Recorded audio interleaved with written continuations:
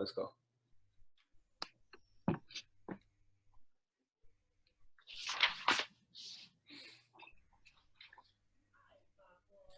Good evening. Welcome, everybody.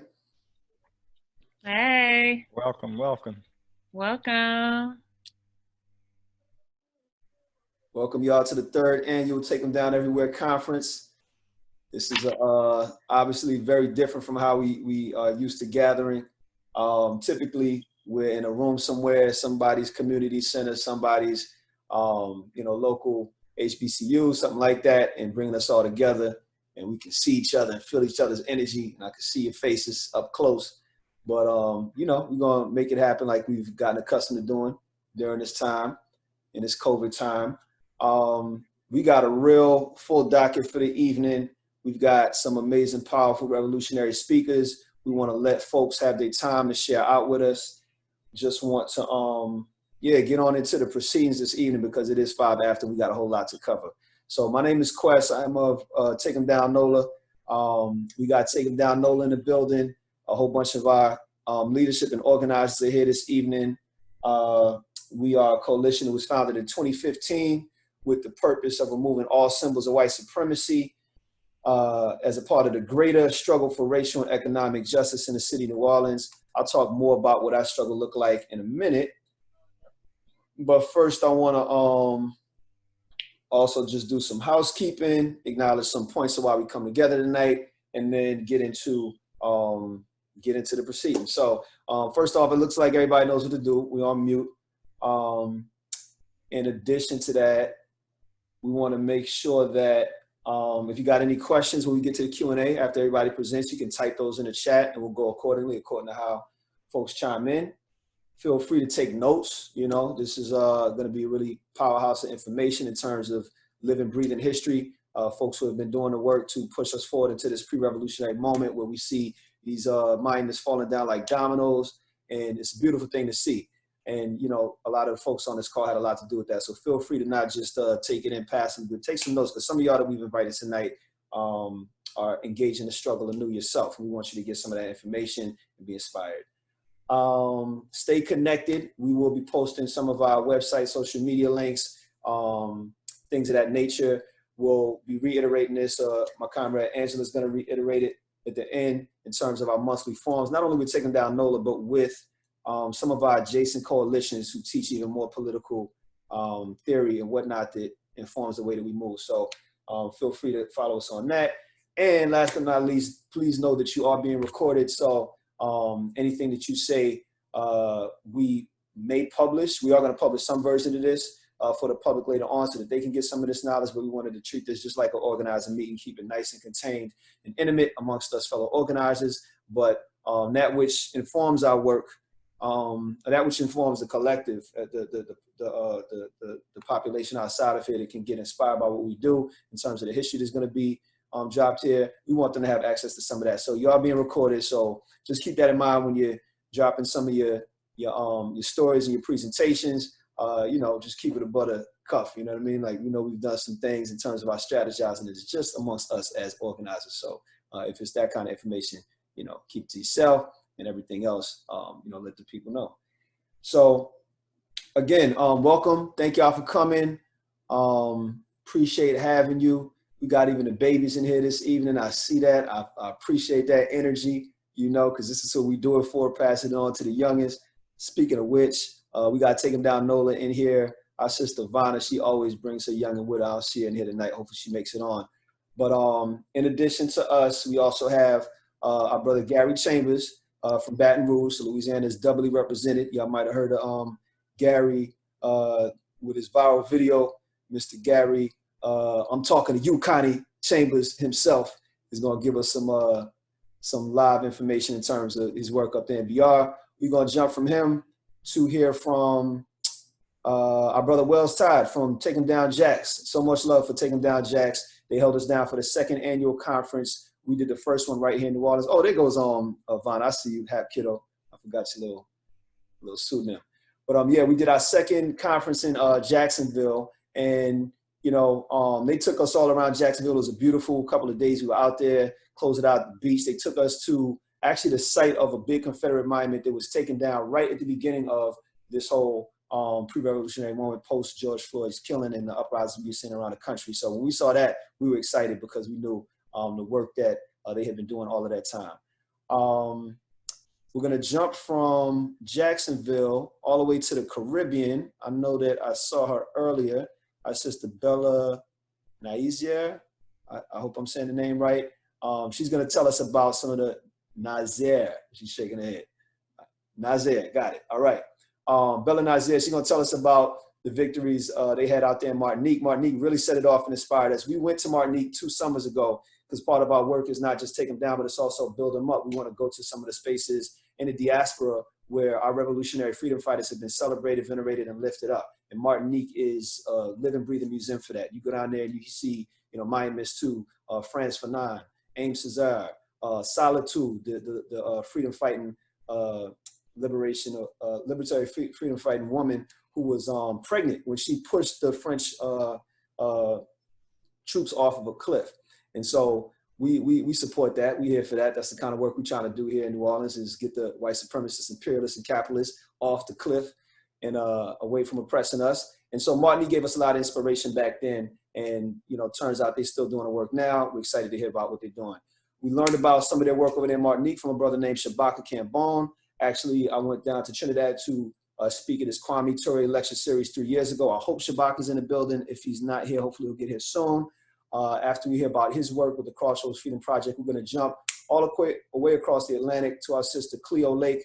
If you heard about the monuments to Colston, Edward Colston, coming down in Bristol, UK. She was one of the founders of Countering Colston and helped create the environment for that to happen. And so we're going to jump from her all the way back, last but never least, to our sister Bree Newsom. I think if you're on this call, you don't know who Bree is, then I don't know what she's been doing. But a lot of us got our namesake from the work she did, pulling down that Confederate flag in South Carolina about 5 years ago in about a month, because we actually had an action. We had our last Take 'em Down action on the anniversary of that day. It was beautiful. And, the Take 'em Down hashtag trended after she did what she did, and we became the New Orleans version of that. I'll talk more about that in just a second, but I think I said more than enough. I'm going to pass it off to our elder, without whom we would not be doing this work.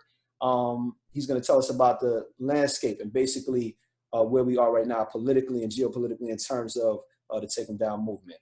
So give it up. You can't hear nothing, but, put your hands up. Air clap, golf clap for Malcolm Suber.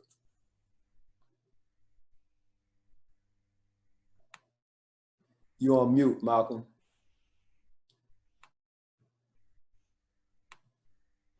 Good afternoon, comrades. It's a pleasure to be here with you. I'm hoping to share some perspectives on where we stand in this struggle against white supremacy, this 500-year-old struggle that our people have been waging consistently, and that our enemy has been constructing consistently. As we move, they move.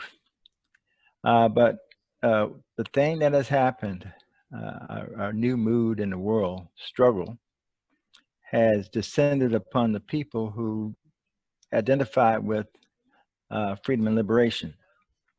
The whole world was witness to the May 25th execution, lynching of George Floyd. That touched people to the core.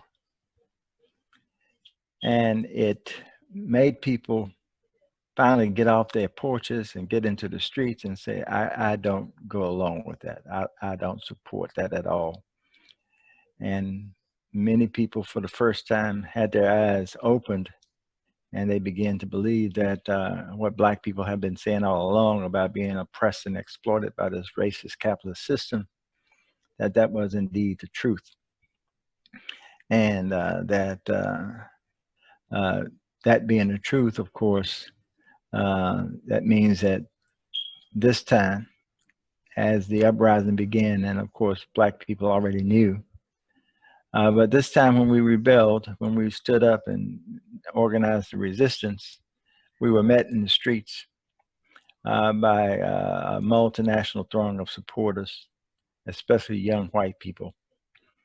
And for the first time in this country, there was demonstrations in all 50 states in states where they don't have more than 100 black folk. But people begin to identify, understand the racist nature of the police force, and that it was indeed organized to keep us enslaved and exploited. And that, that the United States allowed the cops to murder black people with impunity. Nobody gets punished. Except now with the technology that exists, and you got a young woman who had the bravery and the sense to stand in and record the whole event. Everybody became a witness to this execution. And if you bear witness and you got any kind of empathy in your bones, you will come out. And so basically, a movement of millions of people in the United States and across the world stood up and said that they support the Black liberation struggle in the United States, and indeed taking inspiration from the struggle of Black people for freedom and self-determination here in the United States. So that's the backdrop.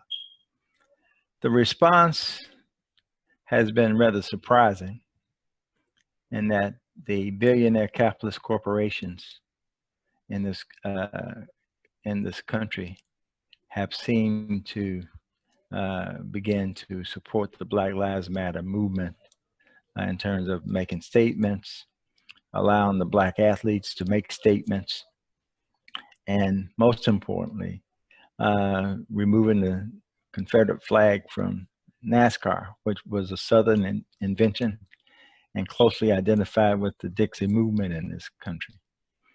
And so the bourgeoisie has decided that this uprising was rather serious and deep, and they'd rather make concessions to us than to have us burn down the whole damn building. And so their form of support, quote unquote, has been to endorse change, these surface changes and embracing the Black Lives Matter, embracing having discussions about racism and discrimination. And of course, this thing has kicked off a lot of struggle, people struggling to abolish the police, to defund the police. The aim, of course, is to get the police off our neck. And that is happening widely and broadly all over this country. The surprising thing, of course, is, and pleasant thing, people begin to associate the murder of Black folks with the struggle against white supremacy in all its forms. And certainly the struggle to take down the monuments, which had basically hit a low since last year in 2019. After the crazy summer that we enjoyed 5 years ago, and the Charlottesville events as well, where we got some prominence in terms of our struggle to take down these racist monuments. And then there seemed to be a lull, but certainly after the murder of George Floyd, we have a whole new contingency of folks, both official and unofficial, government actors and community actors who have embraced the struggle to remove the white supremacy monuments from the public grounds all over this country. Even though this has been a great victory for us, we have to be sobered by the realization that even though they are falling by the dozens, there's still over 1,700 white supremacy monuments, plaques, roadside stands throughout the United States. So we still got work to do. And it's important that we understand that this work that we're doing is part and parcel of the Black liberation struggle, particularly part and parcel of the struggle in the United States for the right to self-determination of the oppressed Black nation in this country. We definitely need to increase our exposure We also have to increase the alligator tears shed by the billionaire ruling class for the oppressed Black nation. And that if they were really serious, they would embrace the struggle for reparations. And of course, they're trying to avoid any real responsibility for the oppressed and continued oppressed condition of the Black nation. But if there were any sincerity at all, they would be talking about ending the gross inequalities that exist for Black people in this country. But of course, that would cut into their profits. And since their whole motivation for all of their activity is to generate profits and realize the profits from stealing our surplus value, our labor, then of course it's important for them to give up minor things in order to save the main thing, which is their continued theft of the wealth created by the working people in the United States and all over the world. So I think it's important that as we deliberate tonight, that we think about what motivated us to take on this struggle when we seemed like some lonely voices. We were the only people talking about taking down these monuments. We were being poo-pooed by the reformist types who were saying that this would never happen. And we proved them wrong. We proved to be the vanguard in this movement.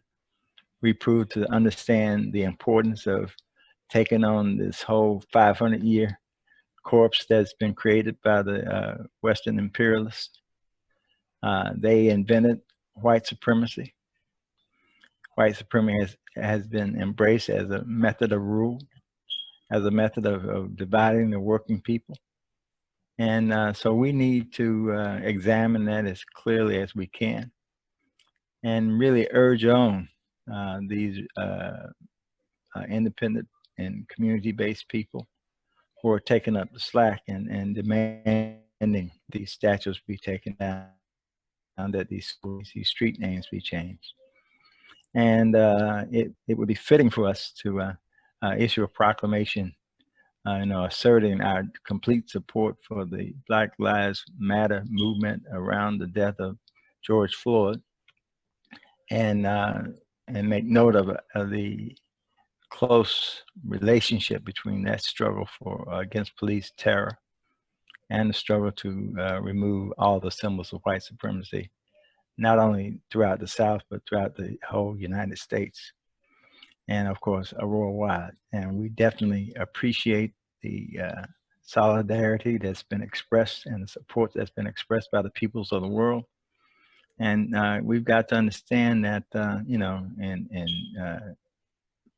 in England, in South Africa, and Zimbabwe, and New Zealand, and in Australia, people are taking stands against these representations of white supremacy and the colonial project of the Europeans that was launched 500 years ago.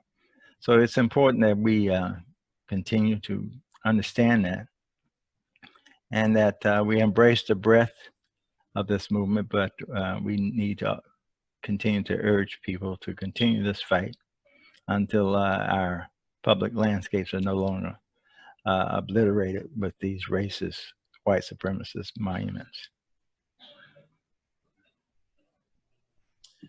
Thank you for that, Malcolm. Great delineation of the landscape. This is where we are. This is where we at. The work that has been done in New Orleans has at least been done for about 40 or so years, and Malcolm has been the premier spearhead in doing that work. And even before that, it goes back to the 50s and even before that. And so we know that none of this work is new in any of our environments, any of our landscapes. And this is a really affirming moment for all of us, because we knew we was not crazy and we knew what we were talking about. But it took this long for the material conditions to deteriorate to a point where people can't help but notice that this direct connection needs to be called out. We need to act on it. So it is an exciting revolutionary moment. We do this every year in the hopes of creating an interconnected solidarity between city to city, state to state, across, oceans even, to connect the dots and recognize the fact that we've all been under the struggle. When we first got inspired to do this, we were actually getting inspired by the young folks out in South Africa who took down Cecil Rhodes. And so these connections are much deeper, much bigger than just slavery, just civil war, just antebellum period, just America. But we know white supremacy is a global project, and it's going to take global solidarity to undo it. So appreciate everybody being here. I'm going to pass it off to our comrade, Angela Kinlaw. She's going to tell us all about taking down NOLA's mission statement and principles, the reason why we do what we do. How you doing, everybody? It's great to be on the line with you all. I just want to take a few minutes to, first and foremost, just honor everybody's presence for being on the line. We know that, in the organizing work we do, we consider everybody's time to be valuable, because we understand that the work that we're doing is requiring time and energy and emotional labor, and that's not to be taken for granted. So the fact that you've made the time to be here, just want to acknowledge that, honor that, and say thank you for it. Let me just start off by saying that in Take 'em Down NOLA, we do not in any way, shape, or form apologize for being revolutionaries. We understand that the work that we're doing is anchored in revolutionary struggle, and our purpose for existing, some people only catch the first part, but we always want to emphasize the second part, is that we exist for the purpose of removing all symbols to white supremacy from the landscape of New Orleans as a much necessary part of the struggle toward racial and economic justice. And we know that when we're doing work around symbols, that we're doing that work with the full understanding that they represent systems that are designed to exploit and oppress our people. And because we understand that connection, we're not thrown off when people challenge us with things like, well, why y'all focused on monuments? There's so many other bigger things to, we've heard it all, and we believe that we can walk and chew gum at the same time. And we believe that this work that we're doing is an entry point, not simply to remove a symbol, change a name, change a park. We want to do that, yes, but we want to do it with the full understanding that it gives an opportunity for us to push and force and elevate the consciousness of our people. If the monument simply comes down, that's one thing, and we're going to cheer and we're going to celebrate it. But if it comes down with more people understanding what it represented and why, we are in a better position to mobilize that energy into the next fight, into the next battle. And we're very, very clear that it's important that people understand why we're doing this work. Here in New Orleans, there are 17 monuments that we've identified, and there are many, many more, by the way, but there's 17 that we've identified as primary targets based on the research and the understanding. 4 of those monuments initially came down because of the initial struggle in the first 3 years, and 3 have come down recently. We have 10 more to go. And we understand that as each one of them come down, it provides an opportunity for people to assess the history that has been removed, revised, or just straight up lies have been told that haven't come through our schoolhouses, but have come through this energy on the street. It has allowed an opportunity for us to practice our principles. We say that we are doing this work, this anti-white supremacy work.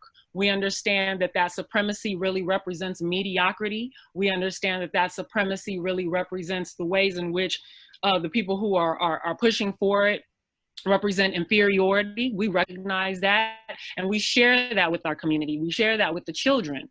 We share that with the understanding that we would much rather force all of these monuments to come down and these pedestals to stay empty for as long as necessary, as a sign that even an empty pedestal is a sign of progress.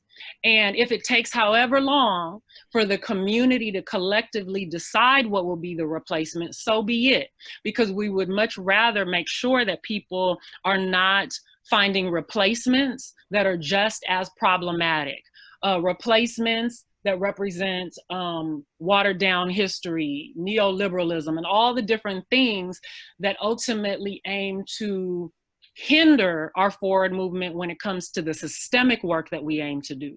So we're not thrown off by the amount of time that it takes to do this work, because it's necessary time to elevate the consciousness of the people.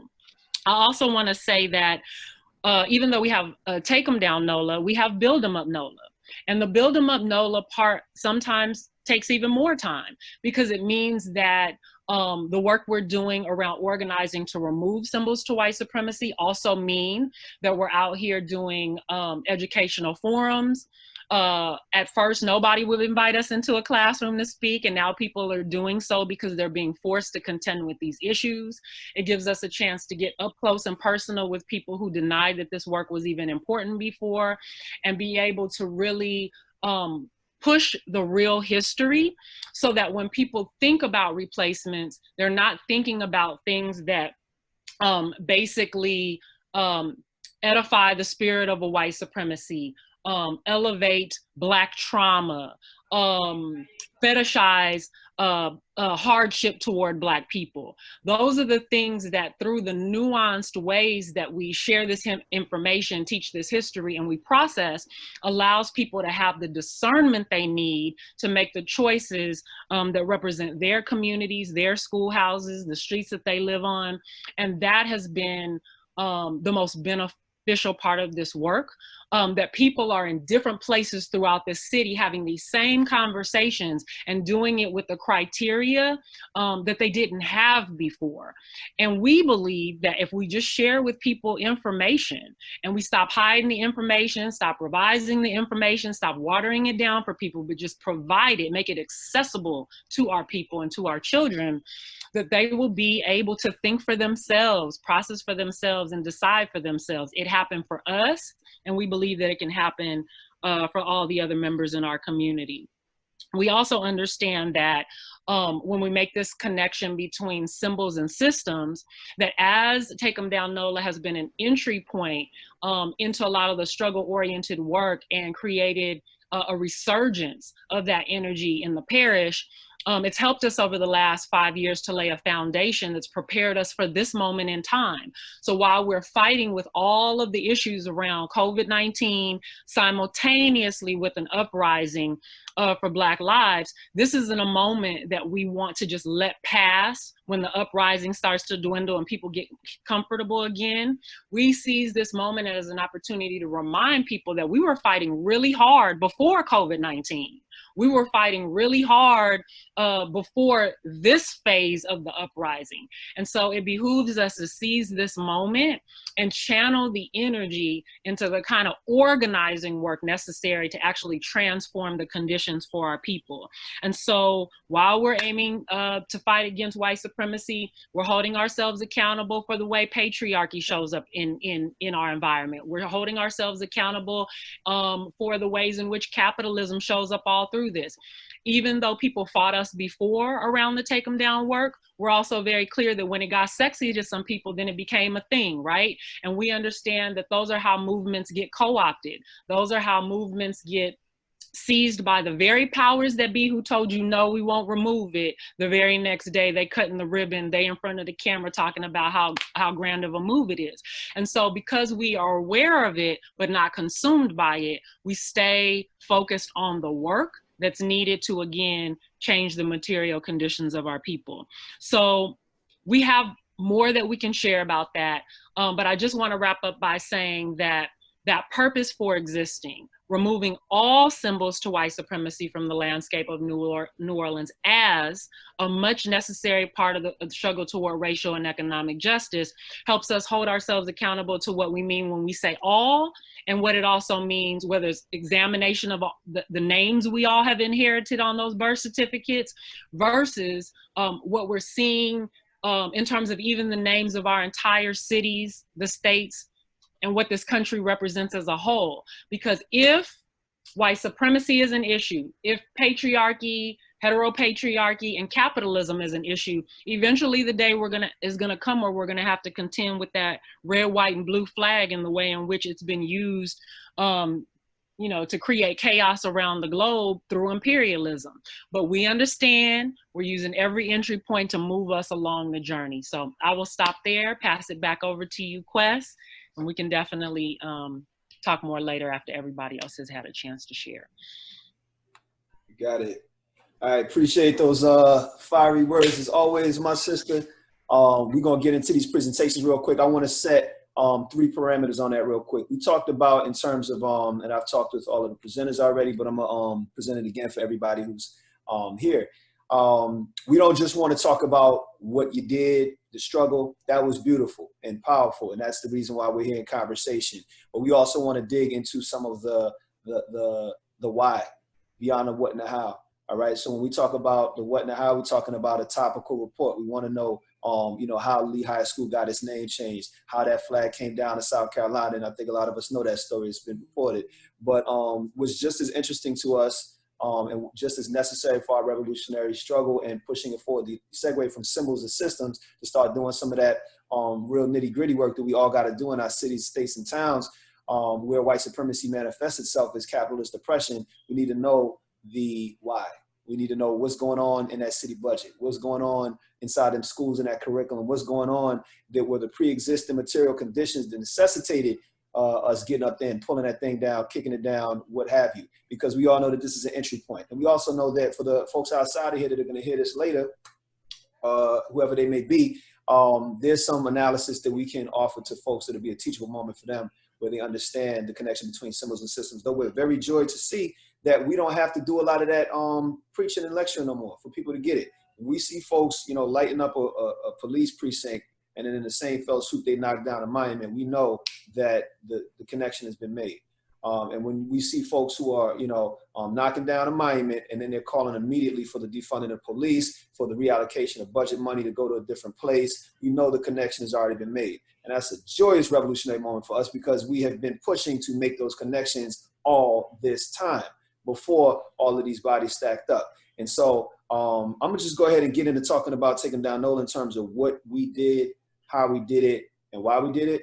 And at the end of every presentation, we're also hoping that you can share with us what your local landscape looks like right now. You might have heard some of the allusions we just made to some of these, you know, Negro misleaders, the petty bourgeois, the folks who have hovered around us like vultures all of this time and picked at all our arguments. But as soon as it starts looking sexy, like Angela said, they want to pick at all of the grant money that drops down because of the type of landscape we've created with our labor, which has never been about money. It's never been about a comeuppance, but it's been about creating a liberated landscape for our people. So I'm gonna go ahead and get into this report on Take 'Em Down. I'm gonna try to be quick, and then I'm gonna pass it off to Gary. You're on deck. We're gonna hear from you in a second, brother, but let me go ahead and kick us off. So I'm sharing my screen. I hope y'all can see this.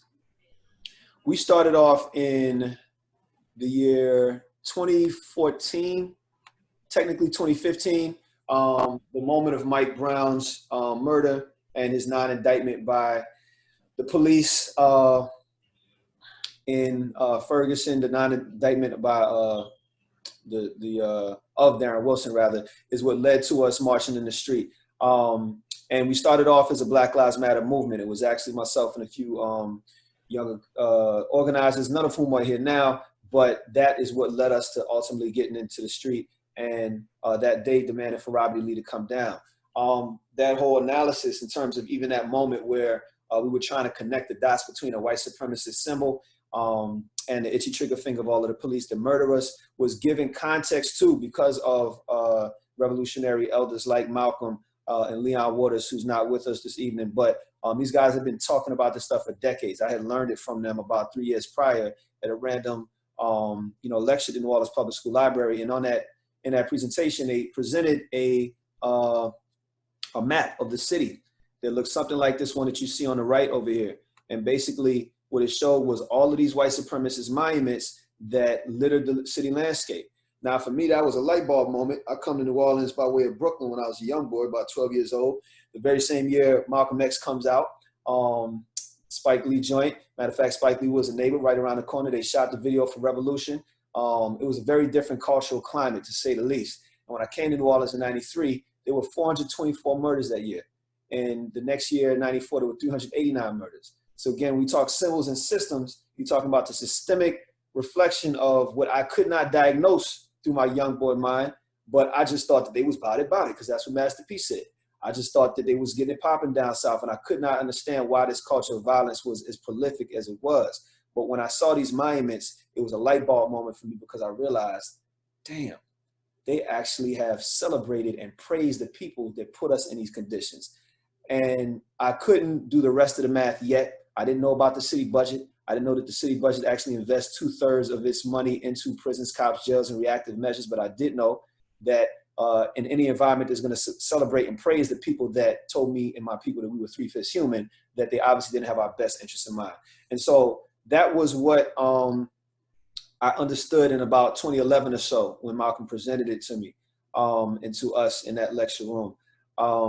What I would learn that day is that there were several school names, at least 26 or so, of which had been changed back in the 90s when I came down, when it was the murder capital. This was work that Malcolm and a lot of elders had done during that time. And so this conversation was not new, but it's again, the kind of thing that was being pushed forward only by some revolutionary vanguards, and the rest of the city would be left ignorant to it intentionally, because the petty bourgeois would remain silent to it unless they were pushed to get off their behinds and do something. And so when that work started with Taking Down NOLA, we started off in 2014, officially kicked off in 2015. We were brought into the work, or inspired to do further work, because of a project called 13 Flag Funerals, where we burn Confederate flags in front of this former location of Robert E. Lee. And, when I heard the opportunity to do that, of course, I wanted to get down with it. Within, I want to say, 2 or 3 weeks of us burning our Confederate flag, the massacre in South Carolina happened. And, once again, we found ourselves right in the pocket in terms of the timing, just synchronistic. And before you knew it, it was a national conversation. It was a global conversation. And thanks to our sister Bree Newsom, who climbed up that pole and pulled that wretched flag down. Now, the thing we had been saying since last year, the things that elders have been saying for decades, was finally getting validation. And so we pushed from 2015 summer all the way into that December, and that resulted in the city taking down 4 of the monuments. But of course, that was, that was a bone they were throwing us, because we had been saying since our first actions, take down Robert E. Lee and all symbols of white supremacy. We didn't say we want some, we didn't say we want piecemeal, liberation. We said we want all of them down. And it's a beautiful thing to see in this moment that the people are really realizing that, all is not a stretch. It's an understatement, actually, in terms of the things we got to do. The least you can do is get these symbols out of our face. So the ones that came out that year were Robert E. Lee, the Liberty Monument, which is terribly named. We call it the White Supremacy Monument. Y'all can look this kind of stuff up. I may try to put some links up in the chat as we're doing the Q&A. But the Liberty Monument was a tribute to the 1874 Battle of Liberty Place, where white supremacist paramilitary called the Crescent City White League, which is basically the Ku Klux Klan for New Orleans. New Orleans got to do everything different, so they got a fancy name. But it was a paramilitary troop that murdered 3,000 Black people during Reconstruction. And in one of those instances, they had tried to take over the entire city, and they successfully murdered 11 Black and white civilian officers. And the impact of their terrorism eventually led to them reclaiming the state as their own and kicking out the Reconstruction government, which had a Black lieutenant governor by the name of PBS Pinchback, by the way. And so these are not just symbols of, a moment, but they symbolize terror. And that terror does more than just reify racial supremacy, but it has alleged supremacy, but it also has material affect in terms of government. They get to take the government back over by way of this. And so that was that one. You got PGT Beauregard here. He was the only one who was actually from New Orleans. There was actually only 2 statues of our 17. There were 2 people from Louisiana. People like Jefferson Davis might have set foot in Louisiana once, and Robert E. Lee never set foot in Louisiana. But regardless, all of them had to go. Our mayor at the time, Mitch Landrieu, jumped his behind into the conversation, and perfect example of, petty bourgeois class trying to co-opt the conversation that's been going on for the longest time. He's the same guy who, when he was lieutenant governor in the 90s, voted to keep the Confederate flag on the back of a license plate, and claimed to know nothing about what any of these monuments meant until his good buddy Wynton Marsalis, pulled his coattails and said, I need you to take these down for the 300th, anniversary. We cried bull, because we know that, and this is just some insider stuff, but this is how, organizing goes. And we all know that these folks take the platforms and positions they do, and then they, work quietly and secretly behind closed doors to try to shut down the type of work that we're doing.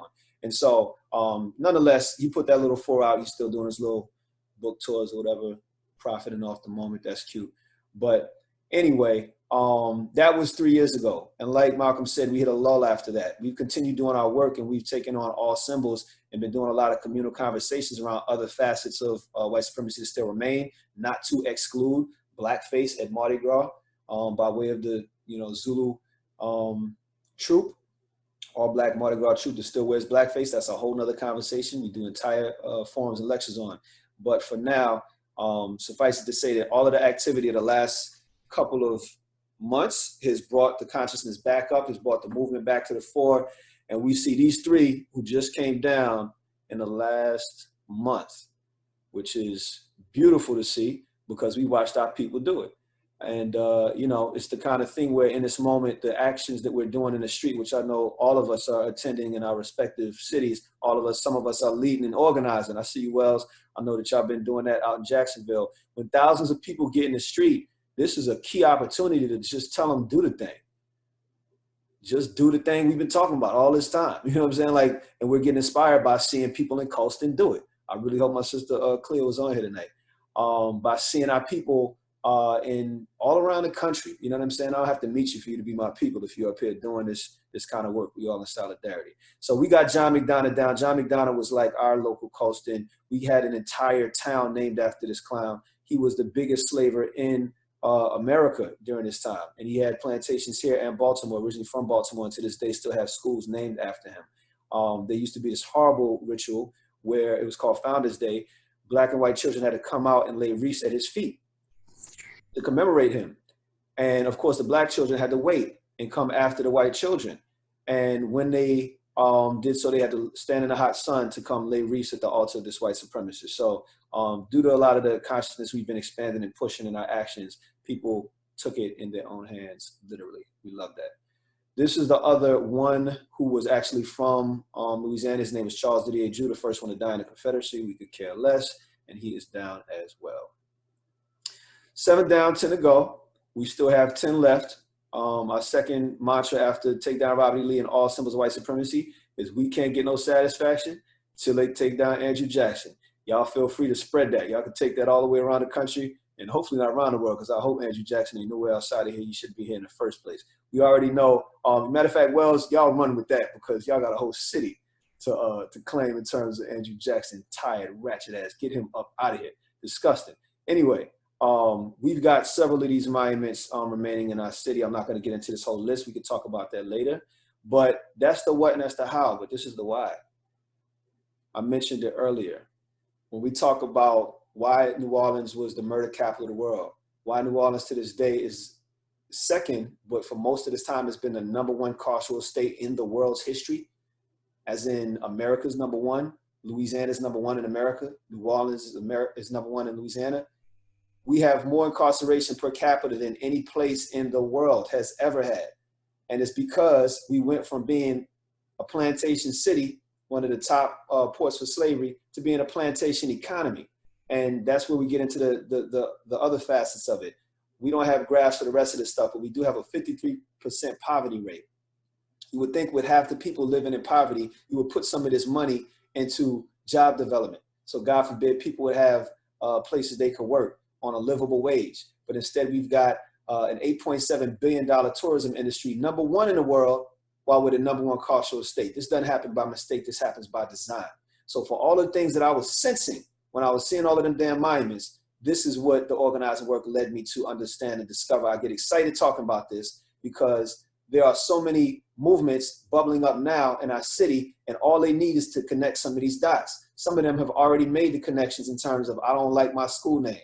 I don't like the microaggressions. But what if we found out how these microaggressions are systemically upheld through budgets that reify white supremacy, and have your principal or your CEO thinking that they can walk around pompous, thinking that they're better than you because there is a whole budget that is substantiating that myth. And so we're talking about 1 out of 2 people living in poverty. You wonder why we get it how we live, as we say down here. You're talking about people who live, 1 out of 5 people working in the hospitality industry that makes that $9 billion and most of them don't have benefits or a livable wage. So we're talking about a plantation economy to this day, and that's the reason why we're in the situations that we're in. We have absolutely no mercy or apology for our strategic and precise attack of this system as it is. All of these coalitions that you see right here developed out of the last couple of years of organizing directly out of Take 'Em Down NOLA. Very proud of that because of the fact that when we look around our city, we do not have a lot of revolutionary organizations that are anchored in revolutionary theory that understands that capitalism is the economic vehicle that sustains white supremacist oppression. And so through the New Orleans Workers Group, who's been spearheading most of the actions that we've been doing in this last couple of months, we've been able to help people connect those dots, symbols, and systems. Through the New Orleans People's Assembly, we've been able to help people connect the dots between all of the different facets of oppression throughout the city and fight for some of the things that need to replace the systems that are in place, and most specifically the campaign for the residents of Gordon Plaza, which has taken over a lot of the work in the last couple of years because we have Black folks who've been living on toxic soil for 30 years, and that's environmental racism 101. And we understand that this is the kind of stuff they would never pull on white folks, but they sold all of these Black folks trying to live the middle-class American dream land on a toxic Superfund site. And so People's Assembly keeps that work going. Last but not least, New Orleans Hospitality Workers Alliance, who have been doing the work, especially now, to be in solidarity with our essential workers and help fight for their hazard pay, their PPE, their livable wage, their basic workers' rights that they're going to need in order to survive this pandemic. So all three of these coalitions have grown out of the symbols, the system type of mission that Take 'Em Down NOLA initiated 5 years ago. And their work is just as, if not more important than what we put forth back then, because our work has been an entry point to folks actually being able to fight the real good fight in terms of decapitating capitalism. So that's some of our people in the street. And I'm gonna close it out. I know I'm running kind of long, but what it looks like now in terms of the response, we got this little meme we put out. We always got to clown city council because of course they have responded to this like the petty bourgeois always do. They like to come out to our actions. They like to act as though they're in solidarity, but what they're trying to do is co-opt our narrative. These are the ones who are doing that quote unquote work at this point. They put up a renaming commission and they want to have 3 months to talking about doing something. And we're like, what you need a renaming commission for? You got people already ready to take the stuff down and they're doing it for free. But you need a $2 million contract so you can pay half of it to a security agency to surveil us. That's the kind of stuff they did when the first war came down. And so there's that piece. And then there's also the fact that, when you talk about renaming this stuff, I've been watching some of the stuff that's happening in Baton Rouge. They want, like Angela was saying earlier, a nice vague neoliberal type of, erasure replacement name. I don't need Liberty Lane if I don't know what liberty is. I don't need Freedom Hall if we haven't actually defined freedom and how we get to it. And so what we want is, the kind of people and the kind of movements to be commemorated that actually show how to get to liberty, show how to get to freedom. Let's commemorate Juan San Malo. Let's commemorate the 1811 enslaved people's revolt and the people who actually fought on behalf of our liberation. So all that to say, we don't rock with the petty bourgeois.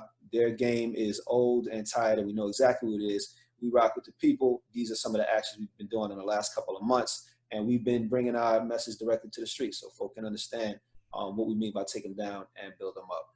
So that's us in a nutshell. This is some of our demands. We want the job finished. We want our ordinance up. We want it to be a community-driven process where we can do public education and get folks to actually know some of this revolutionary history that we want to replace it. We don't care how long that takes. It's better to take a year or years than to, rush it up with fake names with a, renaming committee. And then last but not least, we want the abolition of the police. And we know that they're not going to do that overnight. So they can start with giving us the money they owe us and flip the budget. And so out of that $642 million of our tax dollars, the 63% is going to prison, college, jails, and reactive measures needs to be flipped and given to children and families job development and get a crumbs to the cops. Because if everybody got what they need, we don't need police. And I'm gonna close it off with a shout out to some of our people who came out tonight. This movement has led to others getting in the street as well. and fighting to have Robert E. Lee Boulevard changed in the name of the people in their own community, not waiting for the city to do it. Fighting to dismantle New Orleans Museum of Art, which has been practicing all kind of microaggressive, systemic, oppressive, white supremacist racism. Fighting to get the name of Lushery removed, which is, who was a Confederate supporter back in his day. Fighting to recreate the culture in Noka, which has been white supremacist, white liberal, BS for the longest time. And those are just 4 of about 8 different campaigns that have popped up, and we're excited to see it.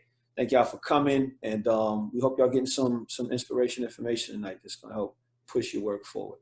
So I'm gonna close out right there, and I wanna pass it off to our brother Gary Chambers off in Baton Rouge. Because we're running kind of long, I don't wanna get deep into the bios tonight. I thank y'all for sending that to me, but let me just give y'all a couple of words on Gary real quick. Gary is a Baton Rouge native, co-founder of the Rouge Collection. It's a publication geared towards issues of race and Black progress. He's at the forefront of community discussion. Y'all probably saw him in that city council meeting where he let Connie have all the business. And he said, I'm talking to you, Connie. So right now, he's about to talk to y'all. Go on, Brother Gary. Thank you, and I greet you all in solidarity this evening. Bear with me, I'm exhausted, but I'm here. So a little bit about how I got into the work. We effectively 4 years ago attempted to try to change the name of Lee High School. I am a native of Baton Rouge, born and raised here, spent all of my life here except for 5 years in Jacksonville, Florida, and really just recognized as an adult that our community was inequitable, and started seeing those things from a vantage point of what Baton Rouge really is and what we stand for as a city, and not really just being willing to be quiet about it. So we started this business 8 years ago called the Rouge Collection. Our objective was to be this diverse version of a magazine that was oh so white. And as we went out to try to do business in Baton Rouge, we realized that most of the folks here didn't want to do business with young Black people. And so that was our first kind of confrontation to the reality of the community that we lived in. And I met some brothers along the way, Cleve Dunn, Edmund Jordan, who, as I became more enlightened and woke up more to what was going on, starting with the death of Trayvon Martin, followed by the death of Mike Brown. And so both of those things happened while in the infancy of the Rouge Collection, and probably the infancy of my advocacy. And in the beginning, I just wrote on the platform because that was the platform that I had to speak to the issues. And so I wrote about the death of Trayvon Martin and what that made me feel like when George Zimmerman was not convicted. And then when Mike Brown was killed, I held a town hall with the Rouge Collection to kind of engage the community around the discussion, because though Baton Rouge is the capital city of Louisiana, the second Blackest state in America, there are still deep roots of racism within this community, even in a majority Black city, where we have had a Black mayor since 2004. We're not as blessed as New Orleans to have had so many Black mayors, and that's questionable when you look at the legacy of some Black leaders. So I appreciate you guys. Being very direct about what I call secretaries of Negroes Affairs, folks who they appoint to positions with the hopes that they will liberate us into a new form of slavery in what is what I see it as. So to fast forward, we get through these incidents that happen other places, and then in 2016, Alton Sterling happens here in Baton Rouge. But before Alton Sterling, there was Travis Stevenson. He was shot 26 times by the sheriff's department here in Baton Rouge, and his killers walked free. Followed that up with a young brother named Jacoby Davis was at Earth Day here in Baton Rouge, and a police officer kneeled on him, punched him in the back of the head, and there was a second officer on him named Blaine Salamone. Blaine Salamone, within less than 90 days of Earth Day, would be the killer of Alton Sterling.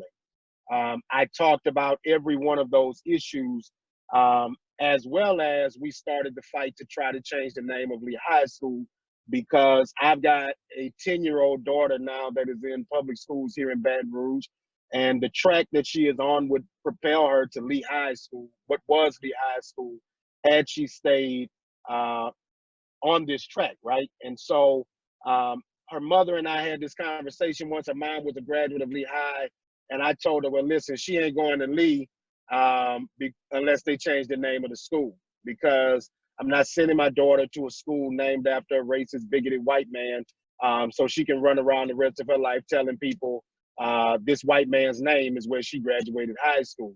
And so some folks had a conversation together, and we pressed the issue because there was a brand new building being built with Lee High School where they spent $60 million to build a brand new Lee. And we thought an opportune time to change the name is when you're going to put up a new sign because it's a new building. And we went before the school board, attempted to get them to change the name. And long story short, the answer was no. In a city that is 56% Black, where the school system is 81% Black, the school system, the school board has a majority white board. There are 9 members, 5 white Republicans, 4 Black Democrats. So if you need to understand what gerrymandering is, if you need to understand what that level of discrimination looks like, Baton Rouge is one of the greatest examples in America. We are one of the most segregated cities in America, and it is not by accident or coincidence, it is intentional. And when we were denied, we did not stop. I was determined that my daughter is not going to go to this school. And with the recent wave of folks going after this name, there was a bold young Black school board member named Darius Landis who was willing to bring it back in this climate that we changed the name. I went out and did a video at Lee High School, but more insulting than just the name of Lee, every single street surrounding Lee High School is named after a Confederate general. The school is still on Lee Drive, though the name is now Liberty High School, which is, we attempted to get PBS Pinchback, the first Black governor in America, for his name to bear the walls of that school. And the school system just could not bear to give us Black folks that kind of validation behind them having to suck up all of their emotions and vote to take his name off the building. And Connie, the school board member who America has seen me roast, this was not our first run-in, nor was this really my first time laying into government officials, because this is just the one that went viral, right? And so to organizers and all of you who do this work, and I'm sure you can relate to this, there are moments or inflection moments that our voices get lifted a little louder than everyone else's. But I believe that that happens to those of us who are consistently concerned about the liberation of our people and committed to the work of liberating our people from every form of racism and bigotry that we have to deal with in this country. And so those moments really just inspired us to continue moving forward. And so we're grateful that the name is gone, but we still live in a city where the streets, Ross, Pickett, Whitehaven, there's even a street named Whitehaven, right? And no lie, while we were filming the video about the street names and the changing of the name, and we shared that on social media, 100,000 people watched that. We got thousands of emails sent to the school board over the last month that pushed for them to do what they did. And while we were filming the video, a white woman named Karen, no lie, walks out her door while we're shooting on Pickett and Whitehaven. And she says, you know, isn't it terrible that these streets are named after all these horrible people? And I just knew that Karen was coming to give me the business. I just knew she was coming, you know, be a Karen on me, but she was not. She was a kind soul. But she shared some information with me about when she purchased her home in 1989, that there was a deed restriction that said you could not sell the home to Black people, right? We were not referred to as politely in the deed restriction. And I believe that, and we're doing the research now to find out, do these deed restrictions still exist, even though they are unconstitutional, if they are still within the deed restrictions of these properties that are sold. And we're talking about, excuse me, homes that are $400,000 and $500,000 that lace these streets, right? The neighborhood is called South Downs. South Downs is named after a plantation in another part of Louisiana. So the entire neighborhood, the streets, the framework, and even the legal documents of the residents of the area were racist. And so anybody who tells you that this was not intentional, that these things were not done very methodically, thought out in a way to suppress and oppress Black people, they are lying to us, and we should not give them any credence or any respect. In the words of Fred Hampton, I am a revolutionary and I do not apologize for it. I believe that revolutionary change is necessary. When you talk about Baton Rouge, we have a Black woman as our mayor, Sharon Weston Broome, but we still have a budget, a $900 million budget, where only less than 5% of the contracts in city parish government go to Black-owned businesses in a city that is 56% Black. When we talk about a police department in Baton Rouge that killed Alton Sterling, since the death of Alton Sterling, there was Jordan Frazier, who was shot 3 times in the back while running away from Yusef Ahmadi. Yusef Ahmadi was then given his job back, allowed to stay on the force. He did that in 2017. On the birthday of Alton Sterling, Yusef Ahmadi killed Jordan Frazier with 3 shots to the back. A year later, after Hilla Moore, the cowardice district attorney here in Baton Rouge, did not jail Yusef Ahmadi, Yusef Ahmadi remained a police officer, and a year later, in August of 2018, he shot at a young brother named Raheem Howard. Raheem Howard also was running away from him. The difference was he was fast enough to get away from the bigot who was trying to kill him, and he survived.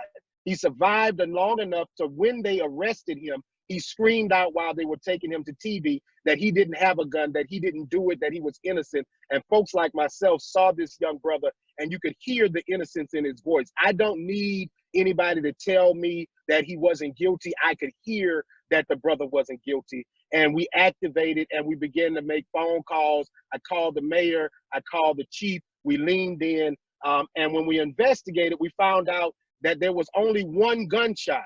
Yusef Ahmadi said that Raheem Howard had shot at him. This young brother was going to go to jail for attempted murder of a police officer. And he was innocent. When the video came out, this officer had turned his body camera off, he had turned his dash camera off, and he was intentionally, in my opinion, trying to kill somebody because he did not want to be recorded. But for a rear dash camera, which is in the back seat of the cop car, that was recording audio, we heard that there was a single gunshot, that there were not 2 weapons, but only 1 weapon and 1 gunshot. And Yusef Ahmadi was found to have lied.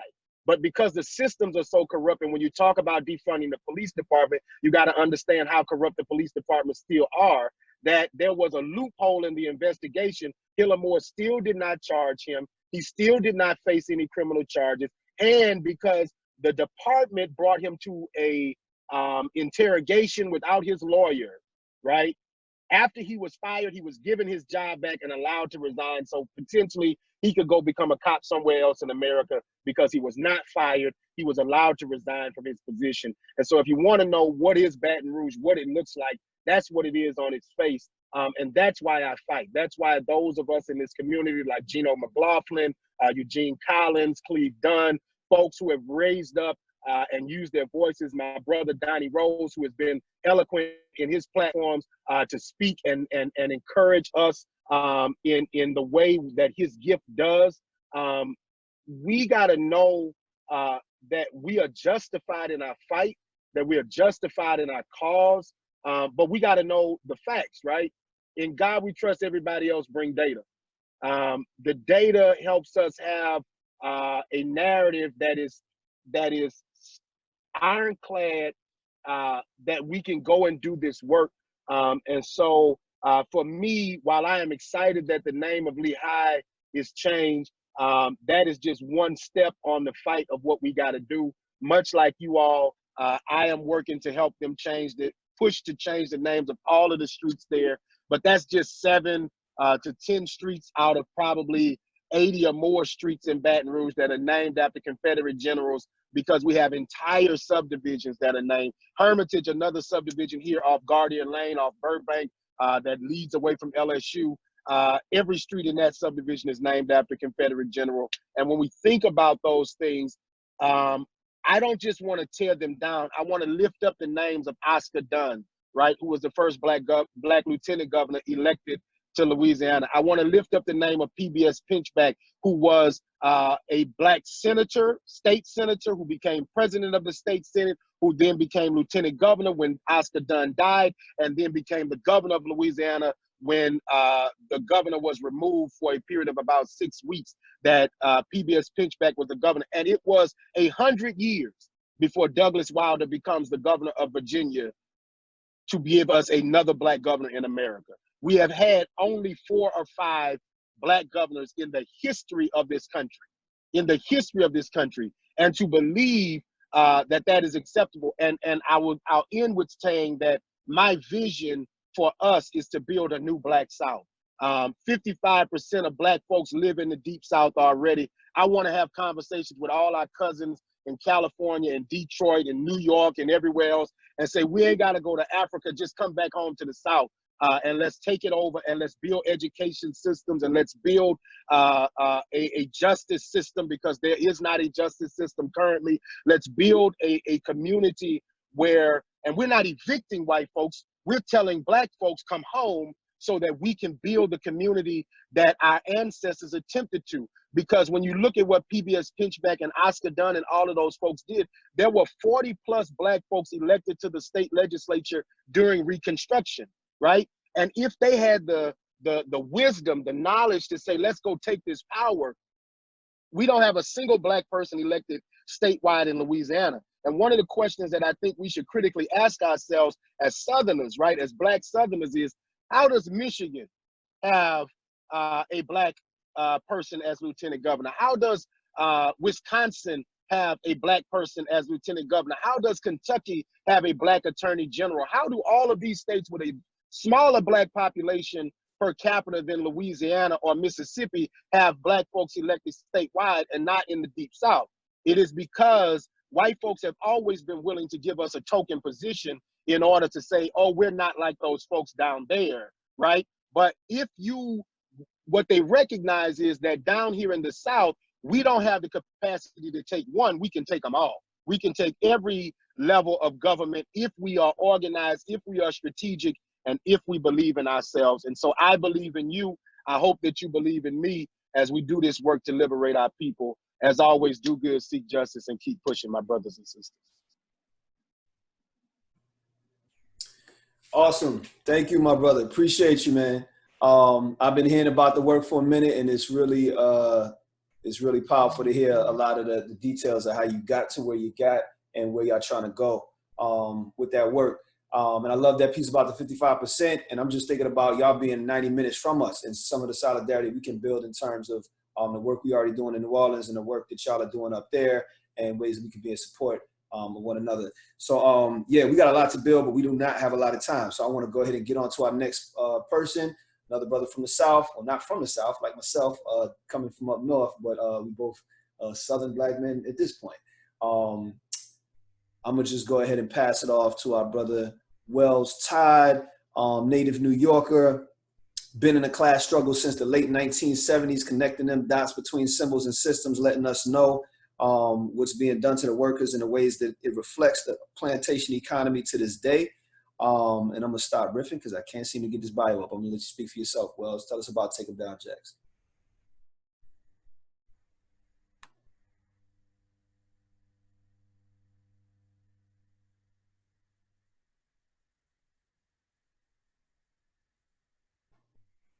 You're on mute, Will.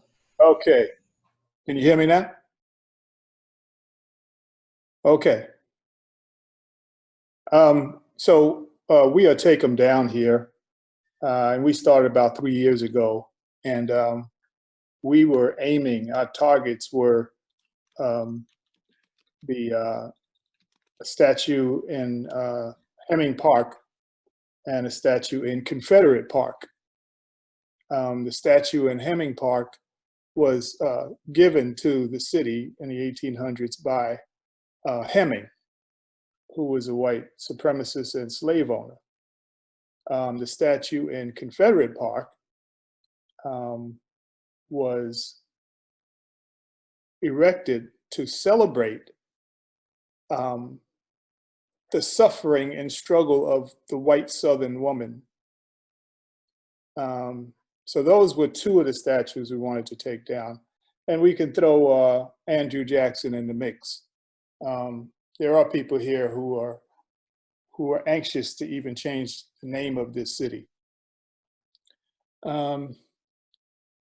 So what we've seen, oh, I need to make this message to you.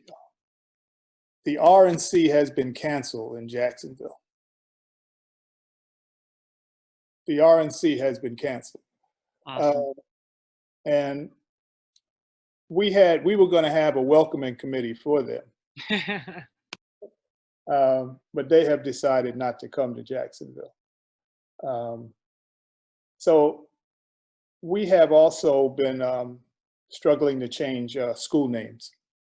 We have 6 school names named after white supremacist slave owners and officers in the Confederate Army.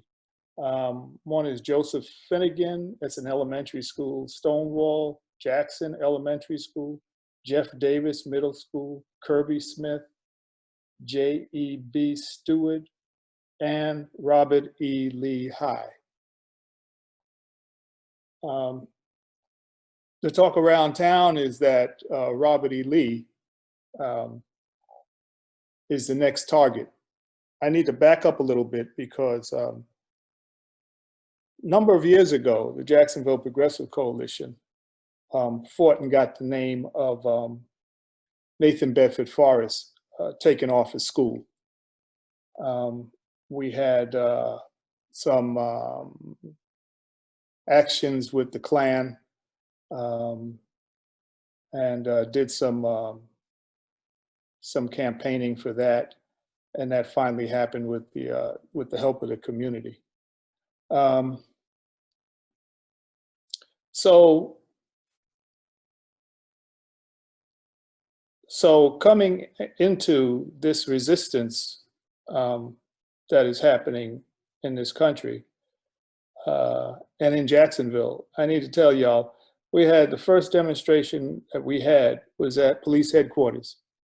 And we were expecting maybe 50 people, which would be a lot for Jacksonville. 3,000 to 4,000 people came out. And the majority of them were white, young, old, brought their kids. It was a sight to see.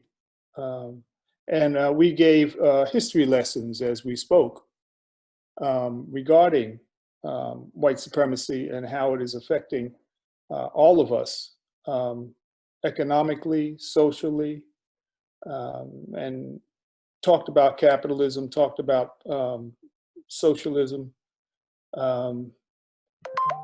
So let's look at some of the material conditions that exist in Jacksonville at this point. And this is another driving force that brought these people out, like it's doing across the country.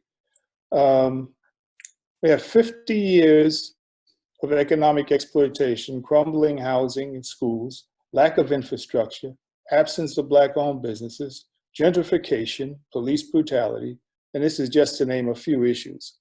Now, of course, this goes back hundreds of years because we've had that boot on our neck for 500 years. But in 50 years ago, there was a consolidation of the city. They brought in all these outside counties to make this one of the largest landmass cities in America. And they did that because the structure of Jacksonville was turning from white to black. The African American community was going to outnumber the white community in Jacksonville.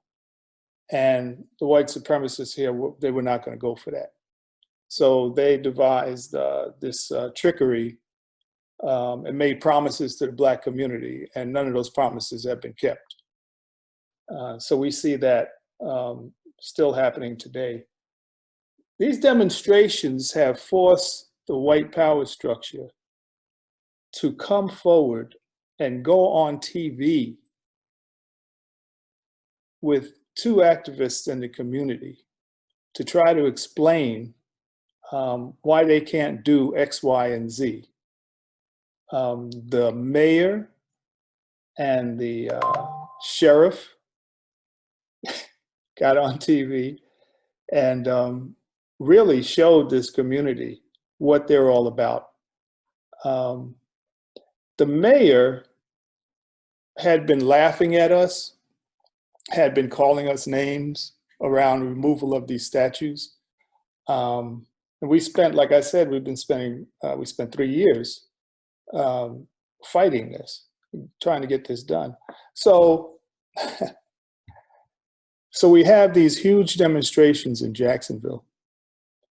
So in the early morning hours, the mayor decides to take down the statue in Hemming Park.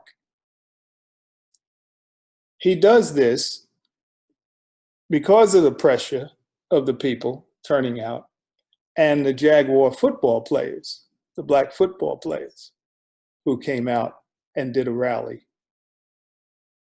So he comes out that afternoon to address the crowd that's outside, maybe 100, 150 people. And he doesn't get the response he thought he was going to get. People are demanding and screaming, show us the videos. We've had a number of young people killed here. A student from Tallahassee came home, got stopped for a traffic violation, and ends up dead. None of these murders that have taken place have any of the cops been tried here in Jacksonville. And no footage has been shown of any of these body cams that they have. So when the mayor is speaking, we can't really hear what he's saying because people are chanting and they're saying, show us the body cams, take down the other statues. I mean, no justice, no peace. No justice, no peace, no killer police, no racist police. Then he decides that he's going to march over to the courthouse. Well, he has a throng of police officers, all in their uniforms, with him. And as they take off, the whole crowd is behind them and in between them and all over them, chanting, no justice, no peace, no racist police, all up in the policeman's face. So he marches off to the courthouse and then he marches back. On his way back, he made the mistake of going up a handicap ramp and people blocked him on both ends. So he couldn't get through. So he was held up there trying to explain himself to a number of people before they let him out. And we haven't heard anything from him since. He hasn't removed the second statue. He hasn't removed the memorials. And we've got something for him tomorrow.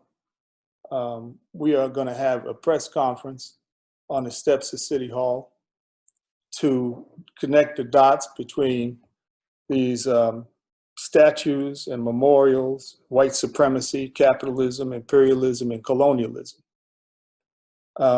We have a number of different organizations that we have asked to speak. And that'll be going off at 10 o'clock in the morning. Another issue here in Jacksonville that's been going on for some time, like in New Orleans and around the country, is how much money the sheriff gets to be able to occupy and terrorize the African American community. He gets 40% of the budget. And he's asking for another $100 million, which would bring him up to about $481 million to the police. You know, we go before the city council and just jab, jab, jab at them.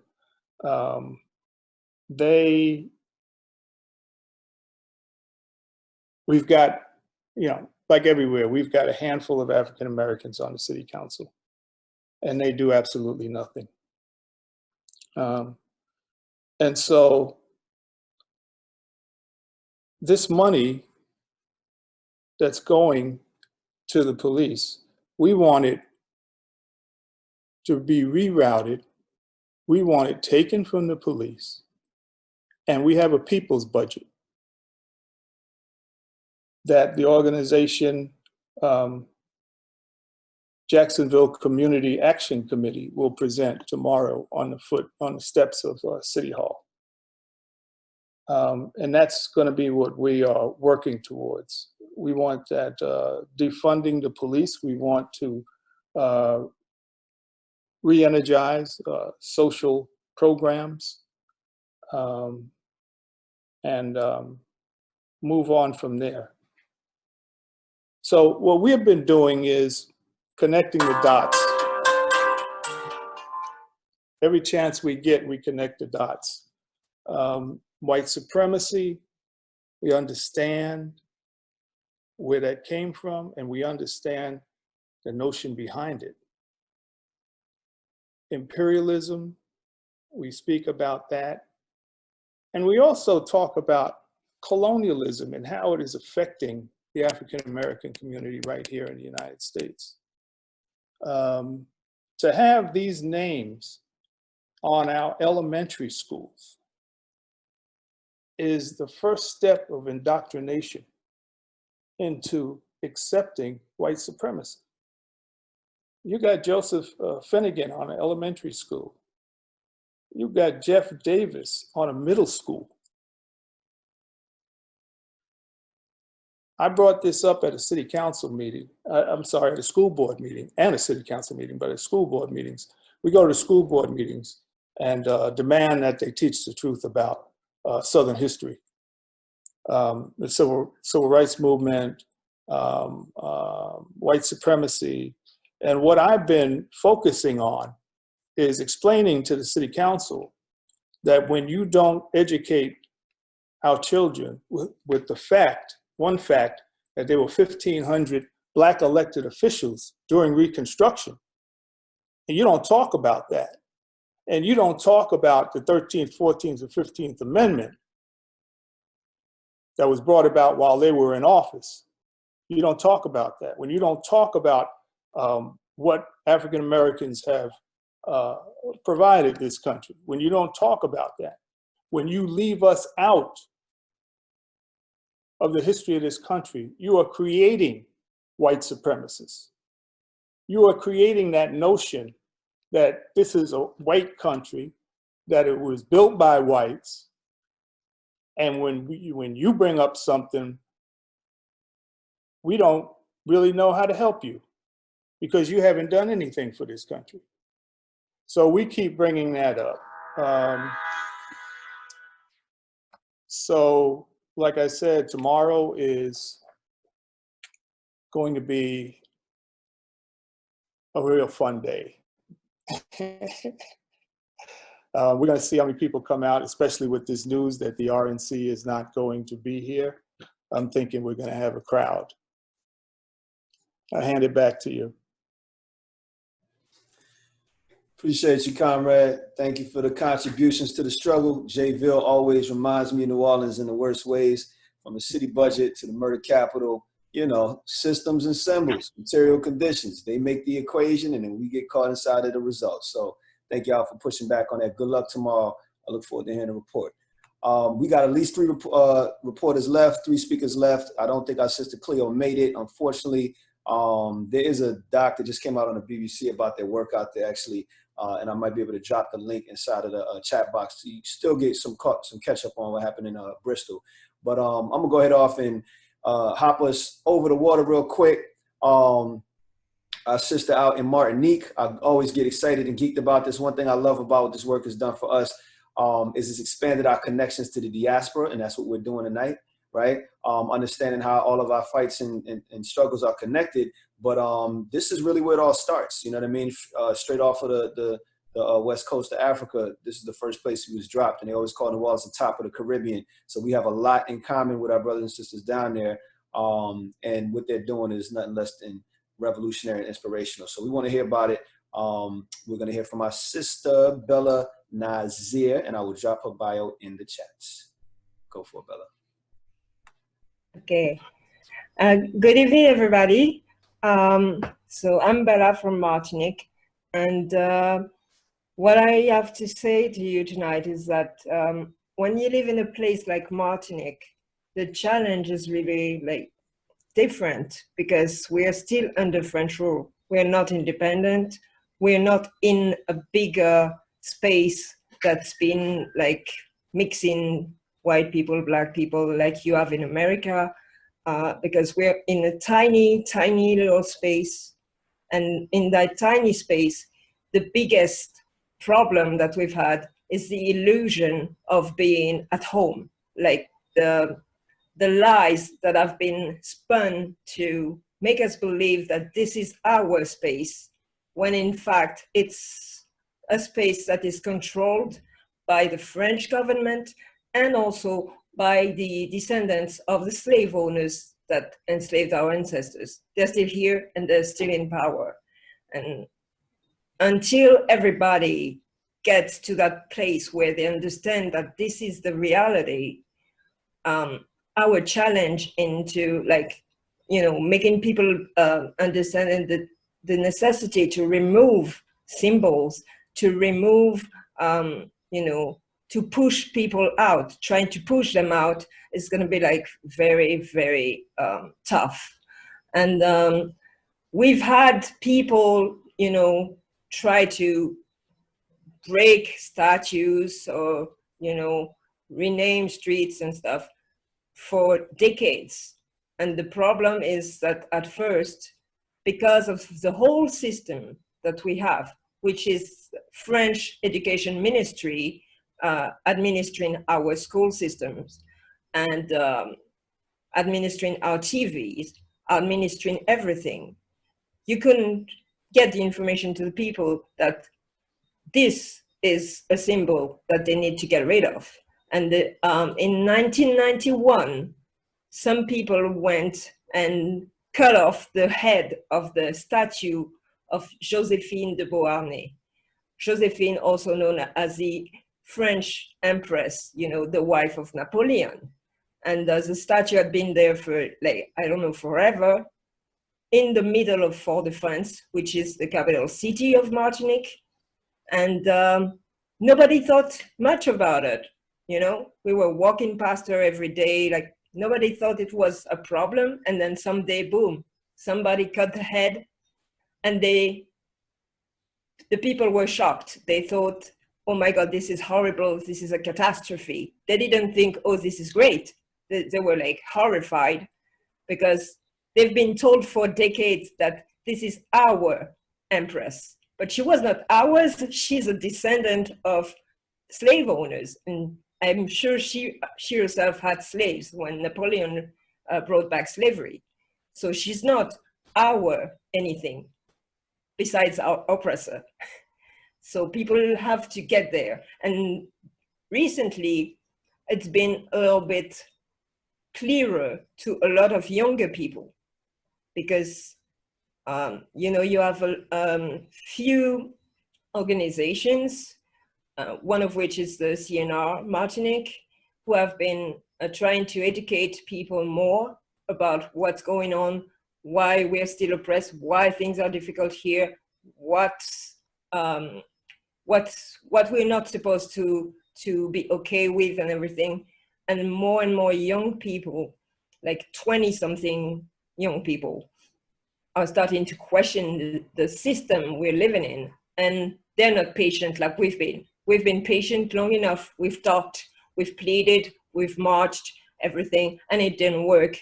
And now they're angry, these young people. And what happened is this. In May 22nd, to be precise, 2 statues of one man named Victor Schellscher have been destroyed. One in the city that bears his name, the city of Schellscher, and one in Fort-de-France. And behind this, you have a group of people led by 2 of our young ladies, 2 of these young ladies, and they came out on camera to say it was us. They did that. They came out on camera. They're not afraid anymore. And that's the change that we've seen now, that the younger generation, they're not afraid to step out and say, we did that, we're responsible. Although they didn't do it alone, and they did that. Everybody knows it was them. And the French government and the French justice system, they were eager to go after these kids. But they saw on social media that almost everybody, even people who before would say, oh no, this is not the way, you should not break anything, blah, blah, blah, were like, if you touch one hair on the head of these children, there's gonna be a war. So they just, to this day, there's no word about, suing them or anything. Apparently they've dropped the idea of going after them, legally. But what happened is that one of them she's been attacked recently by French police officer, but it's not really a police, it's more like their army, their military, if you like. We call them the gendarmes. So they're only called in situations when you have riots and stuff like that. And we had no riots, but they've been called anyway. And they're mostly French people, white people who are being sent here. They don't live here, they're sent here like for a space of 2 or 3 years at a time, and then they go home. And these people, I'm sure they didn't do it like at random. They targeted this young sister called Alexandre. And she's the one that went on camera, said, it was me for the statues, And they just sprayed gas. It's really like tear gas, I think you call it, in her face, like this, like really, it was not even 1 meter away from her face, and they just sprayed her like this for no reason. She'd done nothing really stupid, like, or bad that day. She was just standing there in front of them and just like, psh. And that's what we're facing now. It's like, the more we talk, the more we break things, the more we defy them, the more they're getting violent, because they know that behind the symbols, it's something more, because more people want independence from France. And that's what they don't want. So I, as a person, not as a member of any organization, I've been fighting and campaigning for several things. One of them was the removal of some names in schools, because I have 2 little kids. One is 13 and the other is 10. And in my 10-year-old school, there was this name, which is the name of a colonial, clerical man. And I was like, how the hell this is possible? I mean, in France, they keep telling people that the state and the church are separate, blah, blah, blah, blah. So even if you don't consider the role of that person in colonialism, just the fact that he's a cleric should be enough for them to remove the name. And apparently the rules that are supposed to be applying to us as well here, because we're supposedly French, they apply to us only when they want to, when it suits them. So I was like, I went after them because I'm a parents rep, and I went after them and I was like, we need to change this. And I pushed with the people from the city hall and city council, you know, on the school board. I pushed them and they were like, well, we're thinking about it, blah, blah, blah. And I sent them the research I did, because I did research on the names of schools, and I provided them with information about names that they could be using instead of these names and stuff, because these names were problematic, not just in my girls' school, but in other schools as well in the city. And what they did is like they waited for 3 years or 4 years or something. And then they changed one school, not my kids' school. They changed one school's name and they said it was their idea. I don't mind that. And it's only the one that they changed. But apparently this is something that the people were waiting for. So this is the good news, because before people would not have cared. Now you can see that they do. So this is a step forward as far as I'm concerned. And I've been also, I've been trying to get people to see that we also need to remove symbols in the digital space, because the space that we are living in is not just the physical space anymore. We have the digital space to fight as well, because we are represented by symbols that we don't necessarily choose, because we have big corporations like the emoji, the consortium, the emoji consortium, who are choosing like the emojis that represent countries and whatnot. And the flag they're using for Martinique, for example, is not our flag. That's a big tension for us, because what they're using is actually a flag that used to be on slave ships for both Martinique and St. Lucia. And a lot of us, like my generation, I'm 43, for years and years when we were little, we were being told that this was the flag of Martinique. We've been lied to. And this was never the flag of Martinique. And even last year or 2 years ago, our young militants and activists, they managed to get the information up to the French president of the Republic. And of course, he was embarrassed because they did this on TV and he had to say something. So he said that this is not possible. We have to get rid of this. So we managed to get rid of this on, you know, official buildings, because it was on official buildings, but we still need to remove it from the digital space. And so this is an ongoing struggle that we have. Apart from that, last week, we've had people burning also statues. The one that they burned was the one of Denambuc. And it's also something that should have been done a long time ago, but it didn't happen in an organized way, if you will. Like, people here are very volatile, should I say.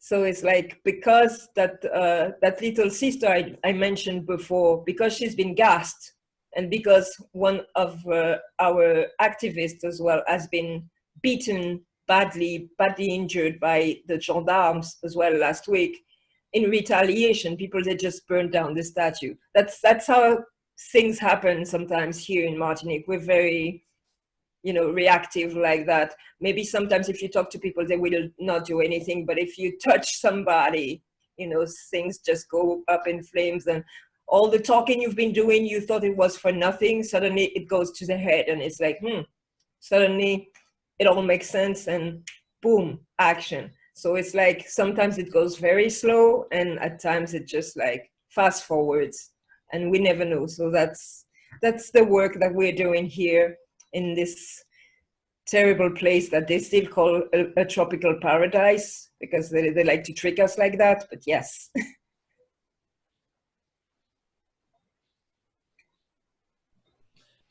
Thank you so much for that, Sister Bella. Yeah, we went to Martinique 2 years ago. Like I was saying earlier, we actually had tried to have dinner at a restaurant right above that monument you're talking about. And we got to see symbols reflected in not just systems, but like cultural attitude, because we got some really shady treatment that, you know, we felt was some real internalized colonization at work. And then we go outside and we get to see the opposite of it, fortunately, because we see that there's a lot of resistance going on down there. So shouts out to Martinique, and I can't remember the name of that group, but the Pan-African, you know, organizers out there who showed us nothing but love. Who was dancing to the, what was it, Bele, something like that. Bele. Bele. And what's the fighting? Bele. What's the fighting style called again? It's something with a D. Yeah, it's Bele, and we've got that's Bele, and I forgot the other name. We've got a lot of them, but they're all revolve around drums, basically. It's like about drum music. I got you. No worries, but just showing some Martinique love. And yeah, something wild about the Caribbean is always on a cutting edge. A lot of us don't even realize how a lot of our revolutionary theory was coming right through the Fanons before it even got to our, you know what I'm saying, our Panthers in the 60s and things of that nature. And I love the juxtaposition of before Floyd was even murdered by the pigs up here, y'all had just knocked that down almost like an omen of it's time, you feel me? And as soon as y'all did that, and then the Floyd thing happened, it's been on fire in this country and around the world. So thank y'all for the work, keep it going. We heard about one of your revolutionaries, a sister named Faniwa. We met, we was out there. We helped get it set off by quote unquote vandalizing, we like to call beautifying the Columbus statue. And that led to it getting removed. And then I heard they tried to, you know, threaten her with jail time for that. So I hope that she's in good hands. And I'm glad to hear that the young sisters you know, that those bullshit charges got wiped away. But we met the sister Faniwa, and you can give us an update on next speaker because he knows her personally. By way of the recommendations of my good brother out in TNT, brought me out there a few years ago to speak at the Kwame Ture Lecture Series. His brother's been leading the work with the Crossroads Freedom Project because they got their own manifestation of white supremacy by way of Cecil Rhodes in Trinidad. And we're going to hear more about it. I'm going to drop his bio in the chats, and y'all go ahead and give it up for Shabaka Cambone. Greetings, my brother. How are you? I'm good, brother. Good to see you, man. Sister Angela, Sister Bella, boy, Martinique. Martinique is such an inspiration for the rest of us here across the Caribbean. I'm just getting the news about Desnambuc, however. That is news to me. I'm gonna need you guys to fill me in on that one.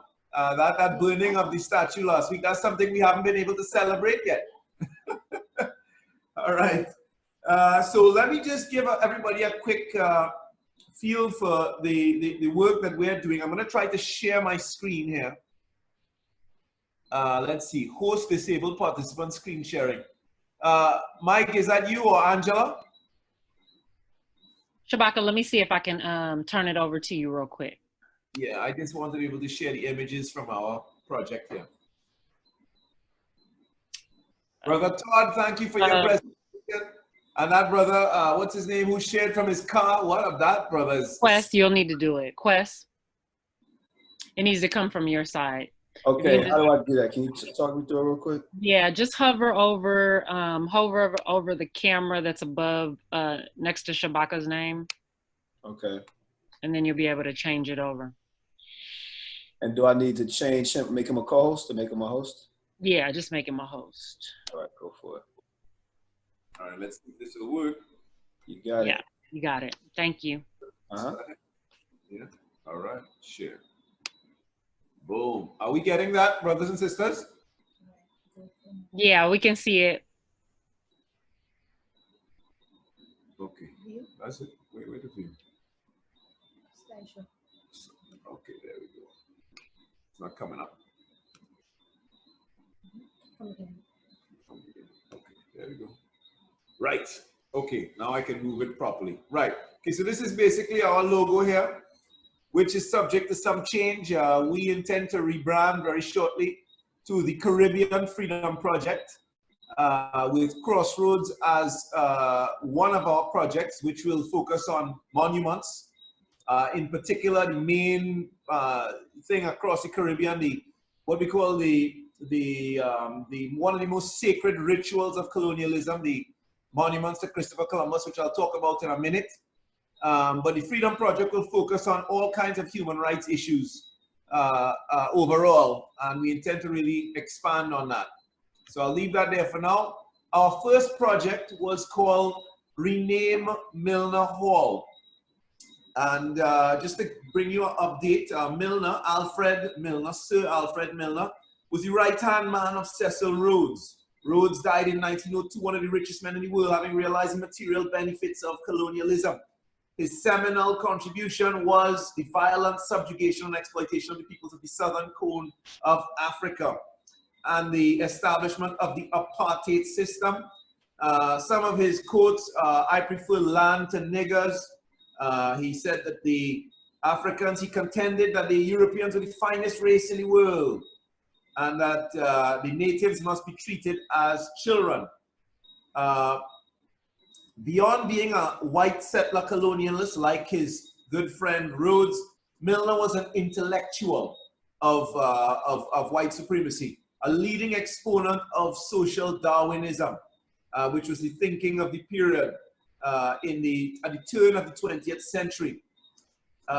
In South Africa, during the Boer War, 1899 to 1902, he was a pioneer of the first concentration camps of the 20th century, which would eventually, people would suffer all over the world in these concentration camps, including the Jews, including people in Kenya, the Mau Mau people, and so on. He was the pioneer of the concentration camps.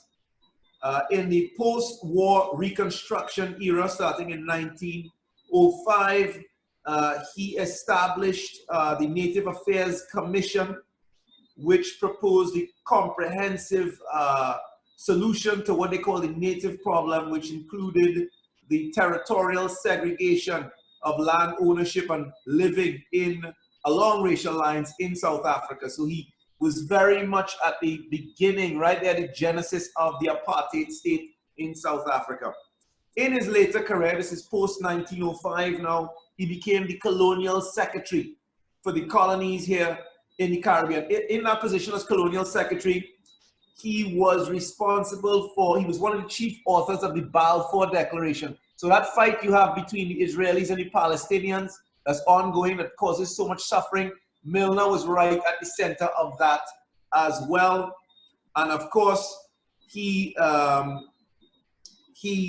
played a huge role in trying to stop the burgeoning West Indian nationalism that was growing at the time in the post-World War I period, when our greats like Arthur Cipriani, Uriah Buzz Butler from Trinidad and Tobago, Norman Manley in Jamaica, Clennell Wickham in Barbados, all these people came back home from World War I. That's Norman Manley, the father, not the prime minister from Jamaica. But when they came back after World War I, Milner was there to try to, from his position in the colonial office, to try to thwart their attempts to move towards independence in the Caribbean. He wrote in an official memo, "Nothing we can do will alter the fact that the black man has begun to think and feel himself as good as the white man.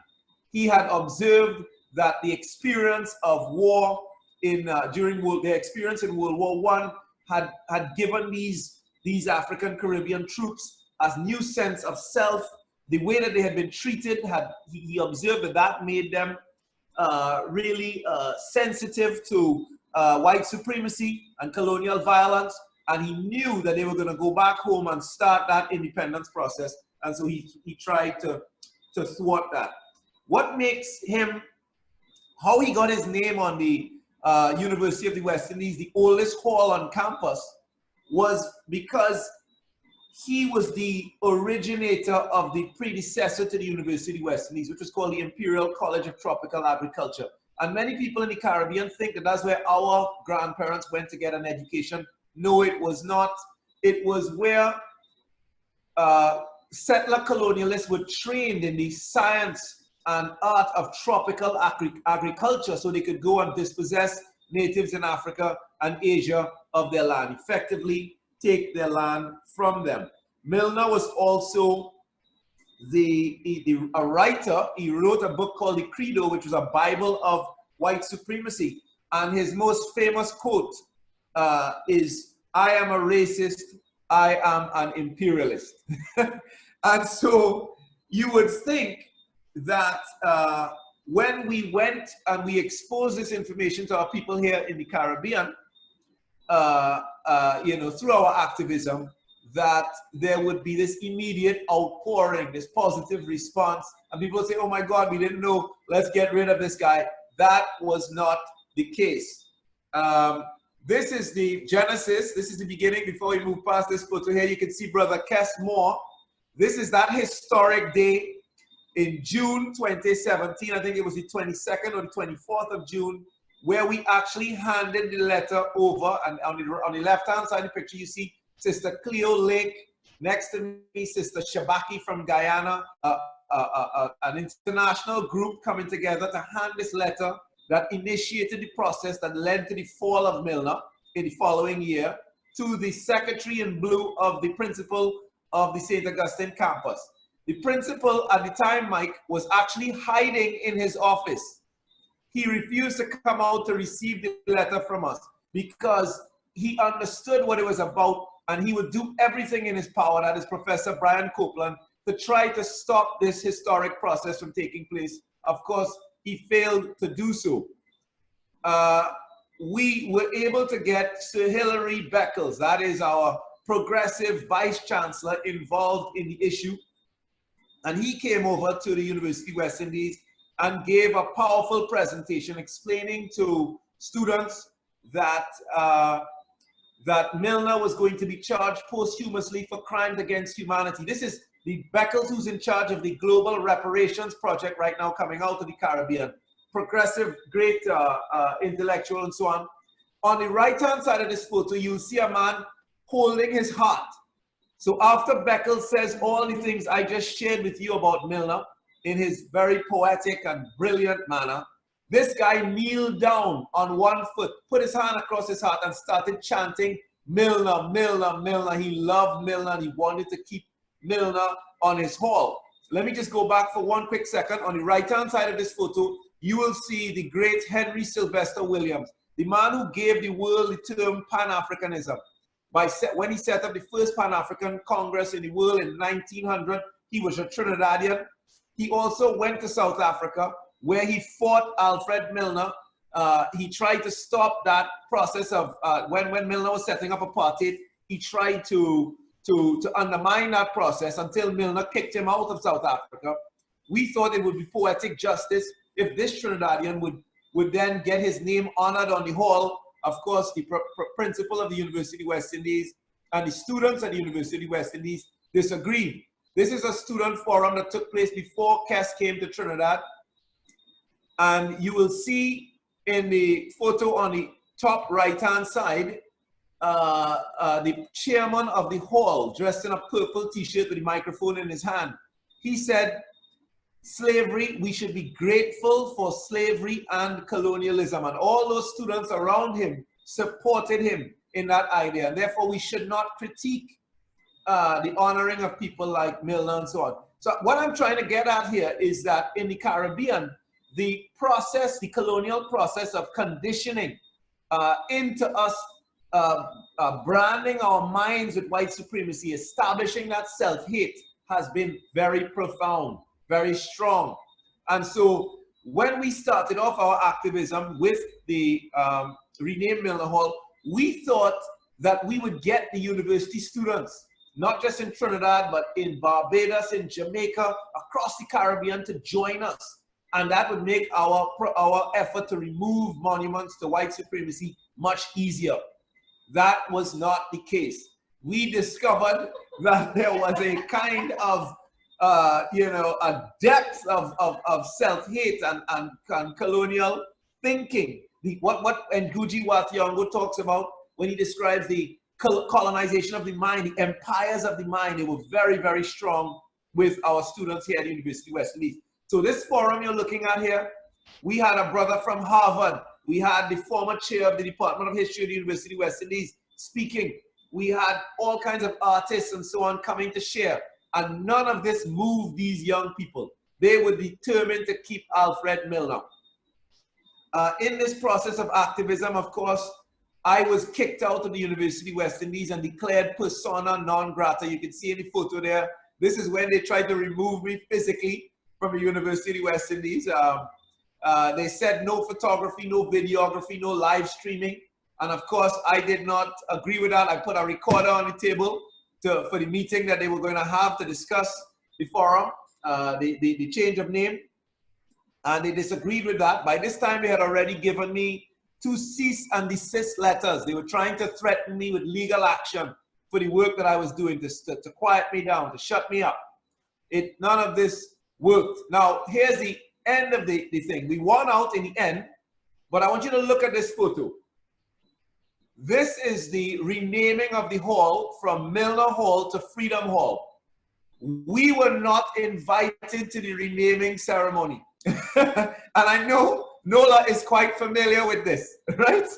So the 2 gentlemen on the left is the Professor Brian Copeland in white and the vice principal of the University of West Indies. They were adamant that they would never change the name of the hall. There they are taking credit for changing the name of the hall. The Rastaman you see dressed in African clothes told me that his father was from Scotland and his father had blue eyes and he didn't want anything to do with changing the name of the hall. There he is taking credit for changing the name of the hall, right? So I think that is something we would want to discuss.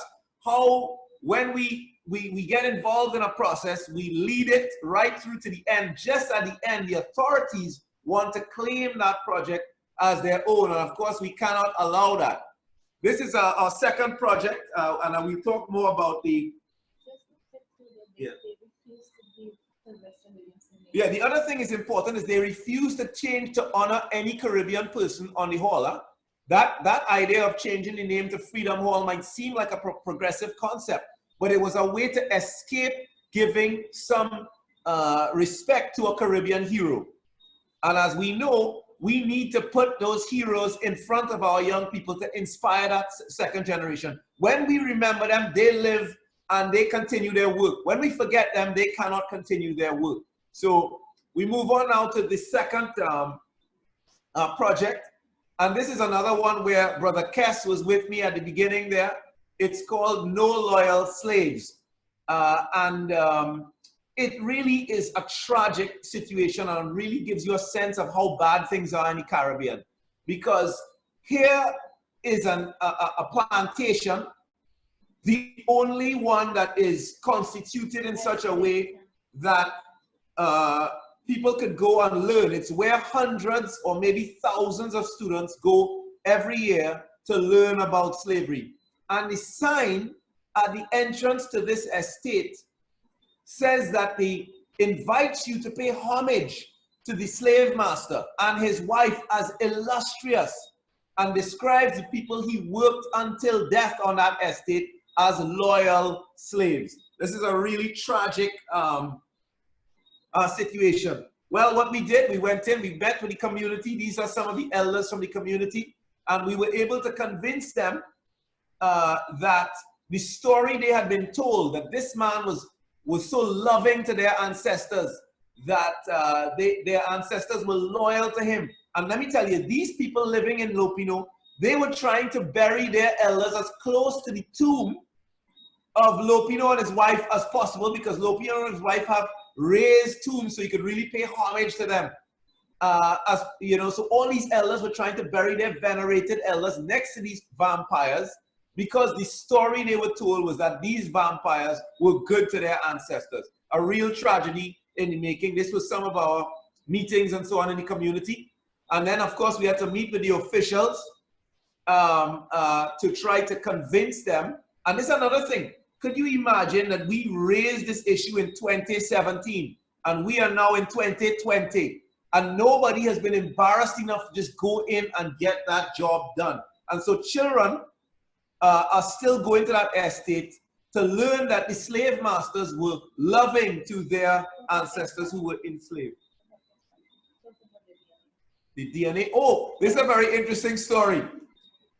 The community was convinced that they were Spanish and French. And on the day that we got there, one of the elders had done a collective DNA test. And the test was revealed after our meeting. And it turned out that they were only 2% Spanish or European, vast majority African, and second, indigenous American. And that was a huge revelation for them. And it sort of changed. That was what really won them over to our cause. Because seeing themselves as Spanish, all these black people in this community, they didn't think that this decolonial project was really something for them. But just as we thought we were going to lose this community, somebody drops on the desk a DNA test that points out, that shows them that they're African, and all of a sudden they recognize that they now have a stake in this project. So that was interesting. This brings me to the third of the projects that we launched, which was Columbus Must Fall. And really, there's so much more I could tell you, but I'm going to rush because I know we don't have too much time.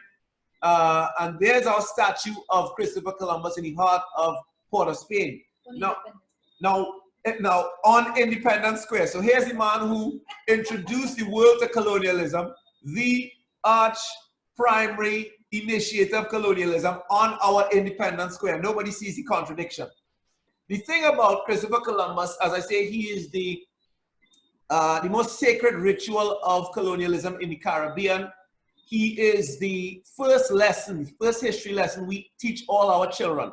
So by the time your child is 6 or 7, he gets his first lesson in Christopher Columbus. And what does this do?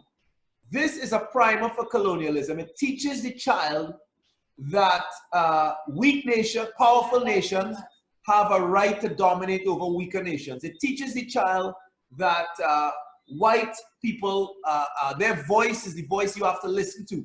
It undermines the child's democratic principles. It undermines his or her anti-racist principles.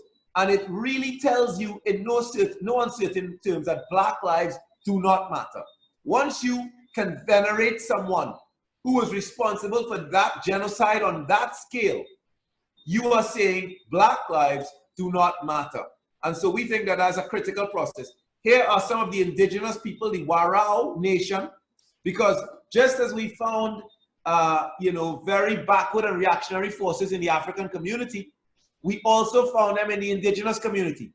So there is a group of indigenous people who like to continue to refer to themselves as Caribs. Here they are. This is the slide with them. These are the reactionaries. And in the middle of the photo, there's the chief of the reactionaries, Chief Ricardo Barath. He insists on continuing to call his people Caribs, which is a term associated with cannibalism and savagery, which was created and concocted by the Europeans as part of their colonial project. And he was against the project. These are the Warao who supported the project. Here we are handing over a letter to the mayor's office in 2017. Here we are on the streets. Here's a young African and indigenous boy marching on October 12th for the anniversary of Columbus's landing to call for Columbus's statue to be removed. Here are some of the people holding signs and petitions and so on. And of course, on that day in 2018, the chief of the ones who, the reactionaries said that he opposed the idea of removing Columbus because if it wasn't for Columbus, he would not be here today. He wouldn't have the clothes on his back. So the clothes, the European clothes he wore had a particular value to him, which was more important than the genocide of his, the deaths of his, mass murder of his own people. Here's the beautiful artwork we did. Kes said it's not vandalism, it's beautifying. Well, look at that. That is not beautiful. Package to go to a museum. That's what we did there. But they didn't like that, so they removed it. Here's the mayor. Here's the last, one of the most recent pieces of activism. We took a petition of 8,000 signatures to the mayor's office. Now, Rhode Island, from what I understand, agreed to change their name with 7,000 plus signatures. We took 8,000 signatures to the mayor's office, and he decided to recuse himself from the whole issue and handed it over to the government. One of our scholars thinks he might be a Knight of Columbus, but that's another matter. Here is the Queen of the Warao. She has been extremely strong in this conversation. In fact, on that day, she gave the mayor 7 days to remove the monument, or she said that her warriors would remove the monument. He came back. That's when he decided to recuse himself from the issue. We have the deepest respect for her. This is her here conducting a smoke ceremony. And you can see we're on the front page of 2 of the major newspapers in the country, really pushing the issue. From there, from the mayor, we took it to the Prime Minister and to the Parliament. We got prominent Trinidadians, including the granddaughter of the man who put up the monument in 1881, to sign a petition to Parliament. And now we're not just calling for the removal of Columbus, the changing of the narrative up at Lopino and Milner, which we already have, but we're calling for a committee to be established to look at all the landmarks in our country, including our coat of arms. Our coat of arms, and you all should all have a peek at that on the internet, is actually 3 ships, the Nina, the Pinta, and the Santa Maria. And that is a monument to genocide on our coat of arms. Now, Trinidadians are going to find this hard to digest, but we have to do it if we're going to find a new space for freedom and so on. Of course, the Prime Minister has finally waded into the issue, and I think that's where we are for now. How do I stop share? Right. Okay. So what can I say? I've just touched on some of the issues, and when we come to the discussion period, we could get into more detail. In particular, the way that the authorities connive to steal the thunder when we get to that point of victory. We're going to have to sit down and analyze how we deal with that. We're also going to have to look at the question of how we provide solidarity for each other. So, for example, when the sisters in Martinique took down the Shropshire Monument, we immediately flew into action here in Trinidad and Tobago. We got the leaders of the Pan-African community in the Caribbean. We had to convince them, because Shropshire is an abolitionist in Martinique. I don't know how many of you are aware of that. These sisters took down the monument of someone who actually sort of worked on the side of, on behalf of emancipation for African people. So we had to explain why it was important to remove that monument to some of the elders in our community, so they would provide the solidarity necessary so that the French state couldn't just go in and enact violence and retribution on these sisters without knowing that the rest of the Caribbean was watching, and that anything they did, they would find themselves in trouble. So that type of solidarity, we don't just have to have here in the Caribbean, but across the world, across the organizations responsible for this kind of work.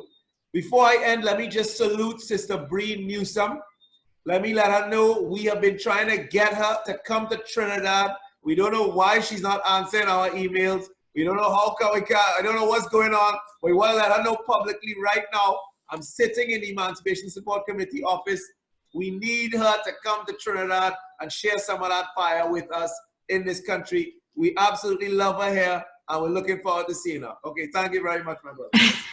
That's sister.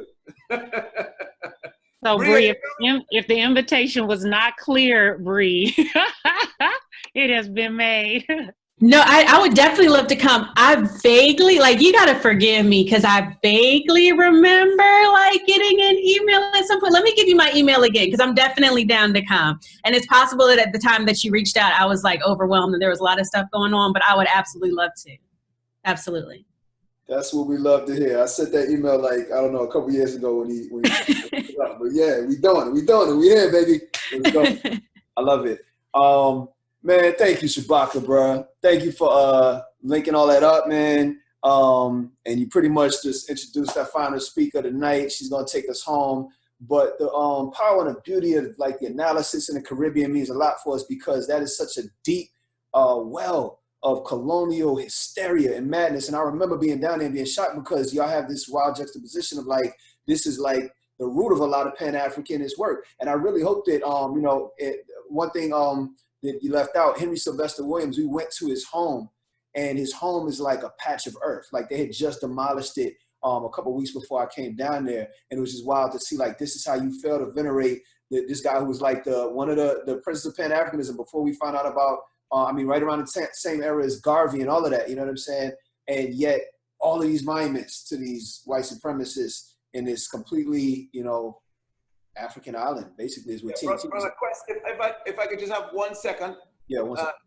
To add to your point is that while we're taking down monuments, of course, we're trying to honor our own heroes. Our great Guyanese scholar, Jan Carew, said that false heroes don't simply burden our past, they burden our character as well. And he pointed us to our real heroes. And of course, one of the people we've been trying to honor is Kwame Ture. The house that I took you to in Trinidad where he grew up, we want that street named after Kwame Ture. And again, you wouldn't believe that we're getting pushed back on that.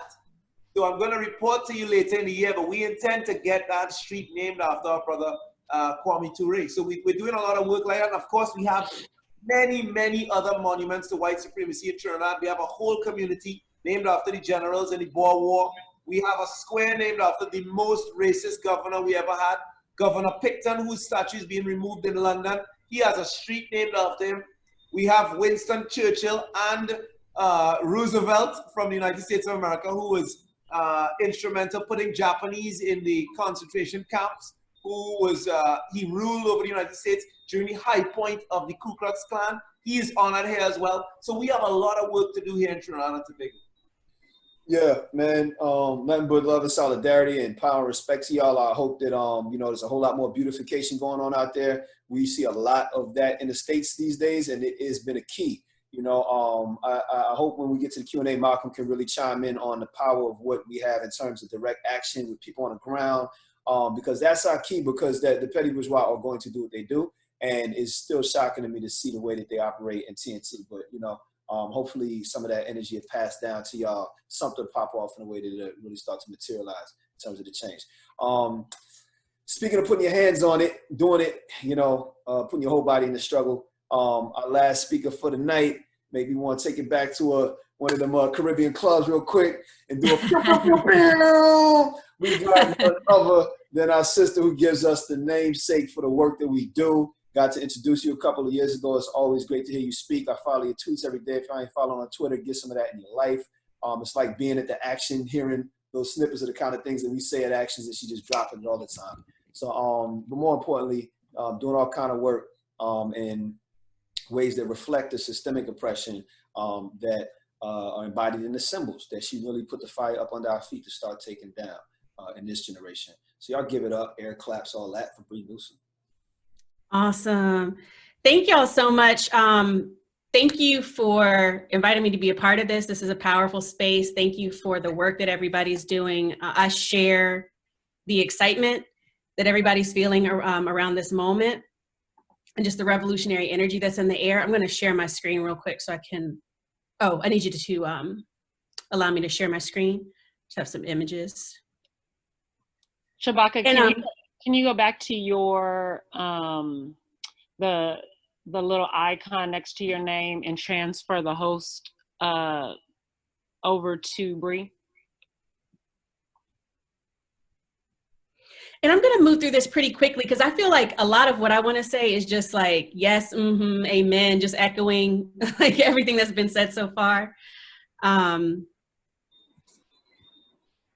see. Oh, God. You know what?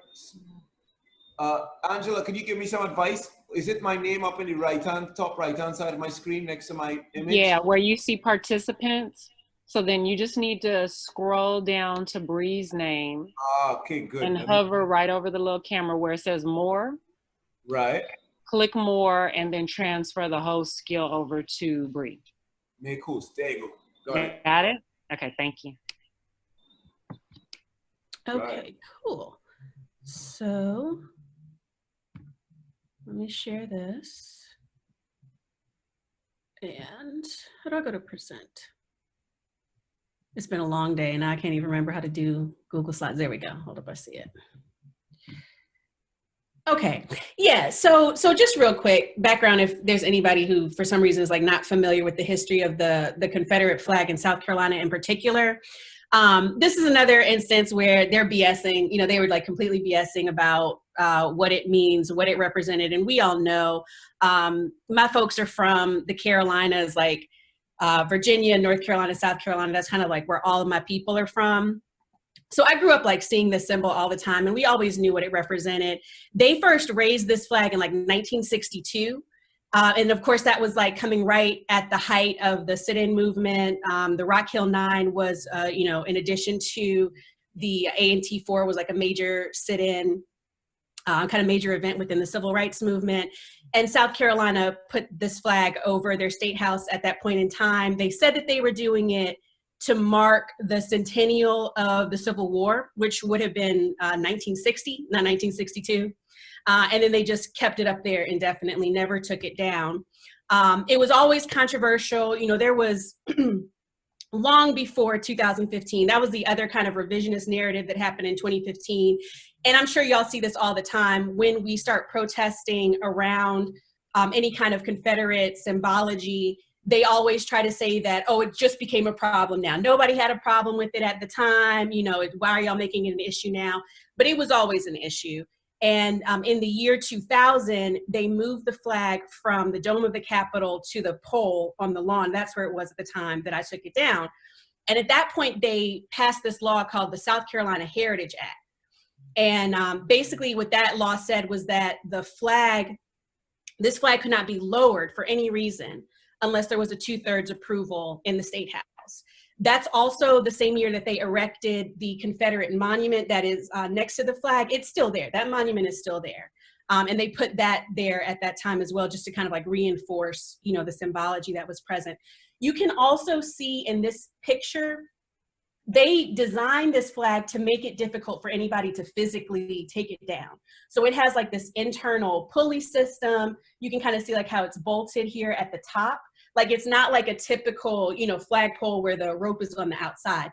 And that's how the method ended up being, that somebody would scale to the top, because you couldn't just like walk up and take it down.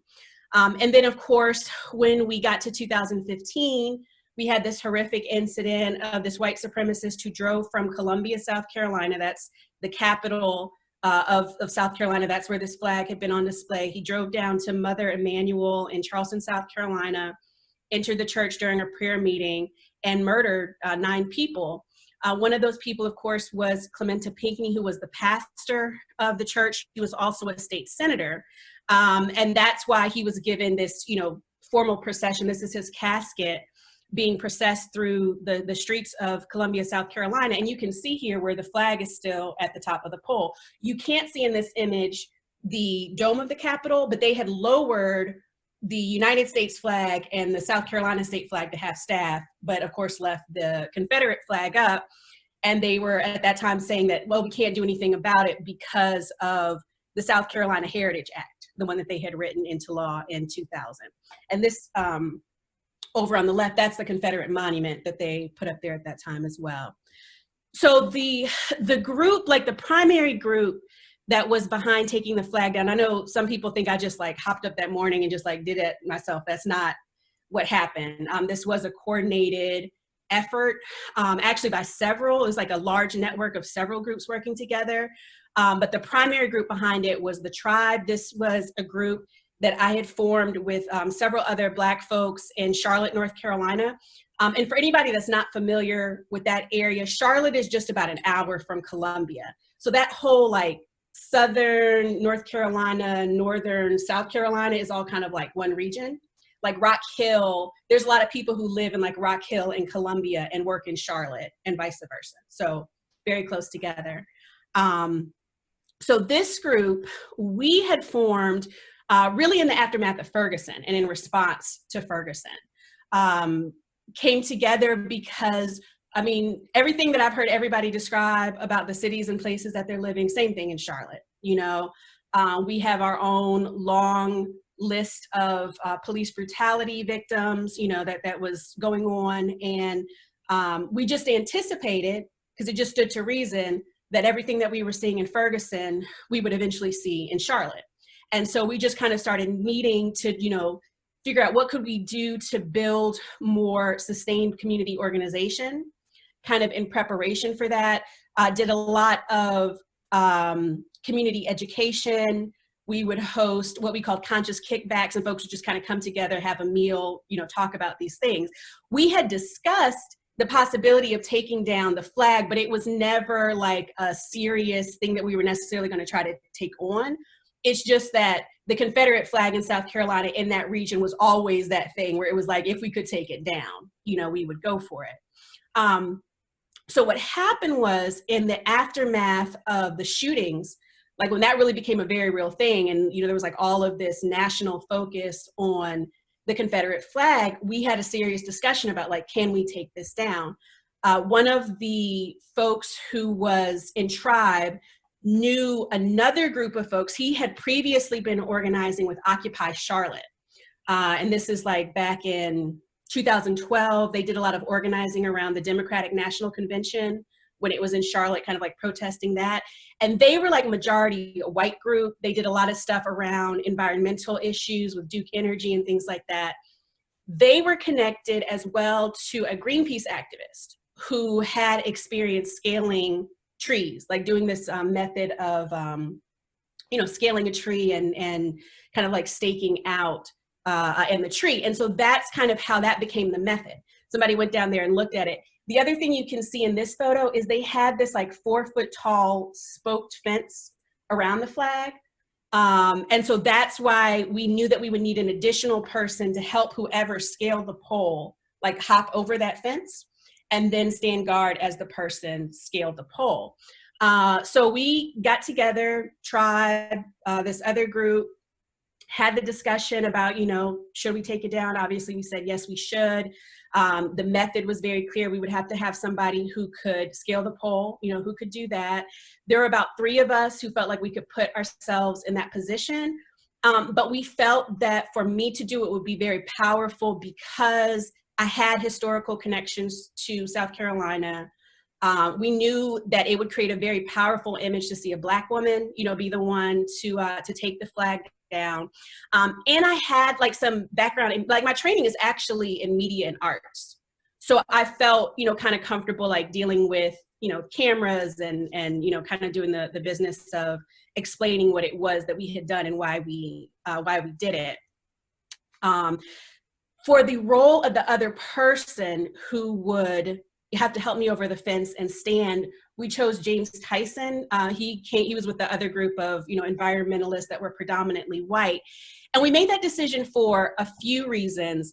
One, we figured that James, being a white man disguised as a construction worker, if anybody were to glance over, because we had to kind of like walk, there was like a plaza area that you had to walk over before you got to the flag.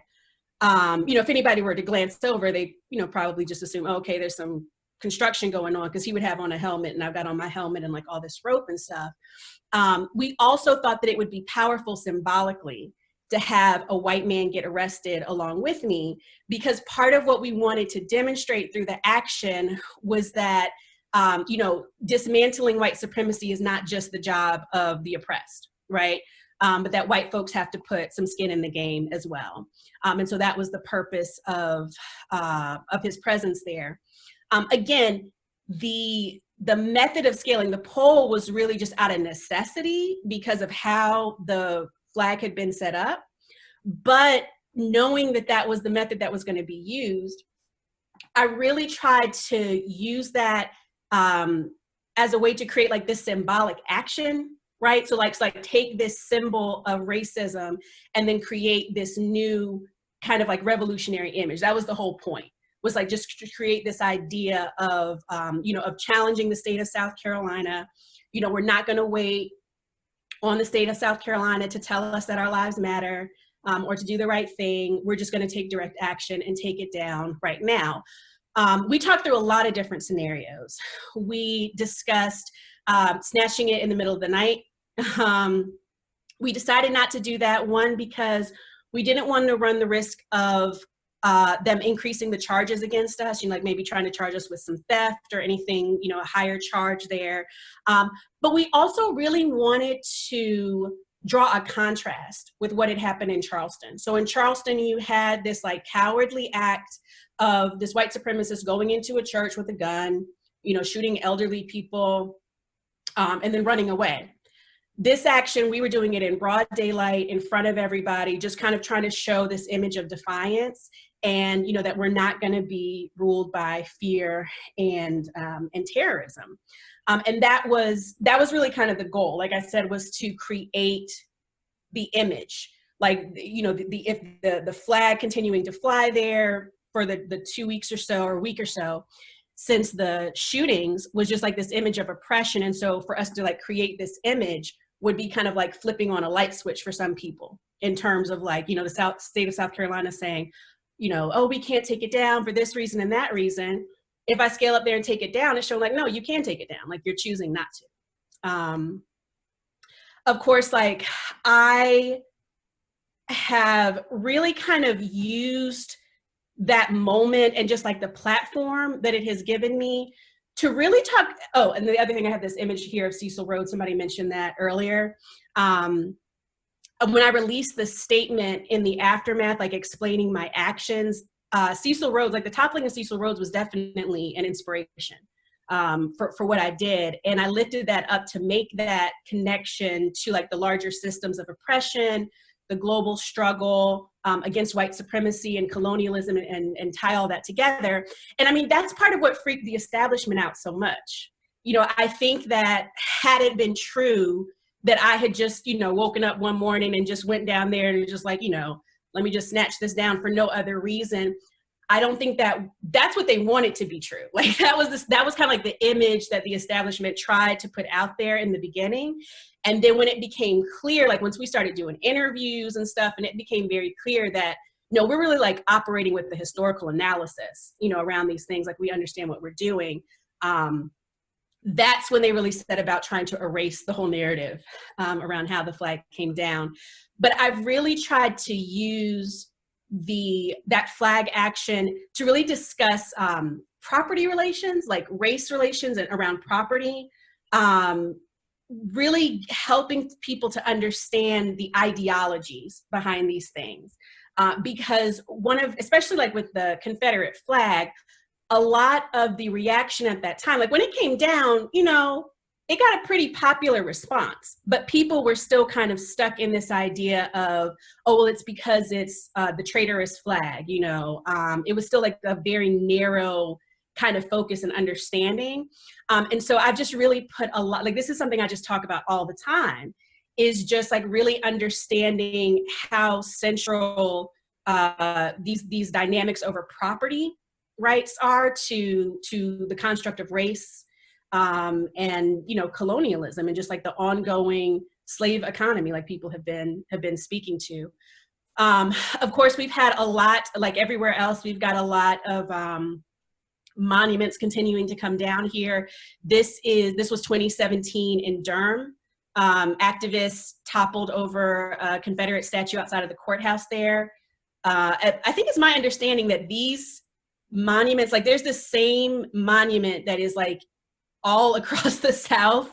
And here in North Carolina, we have this in front of like every courthouse. It's this same cheap manufactured, Confederate statue. And so that one was toppled in 2017.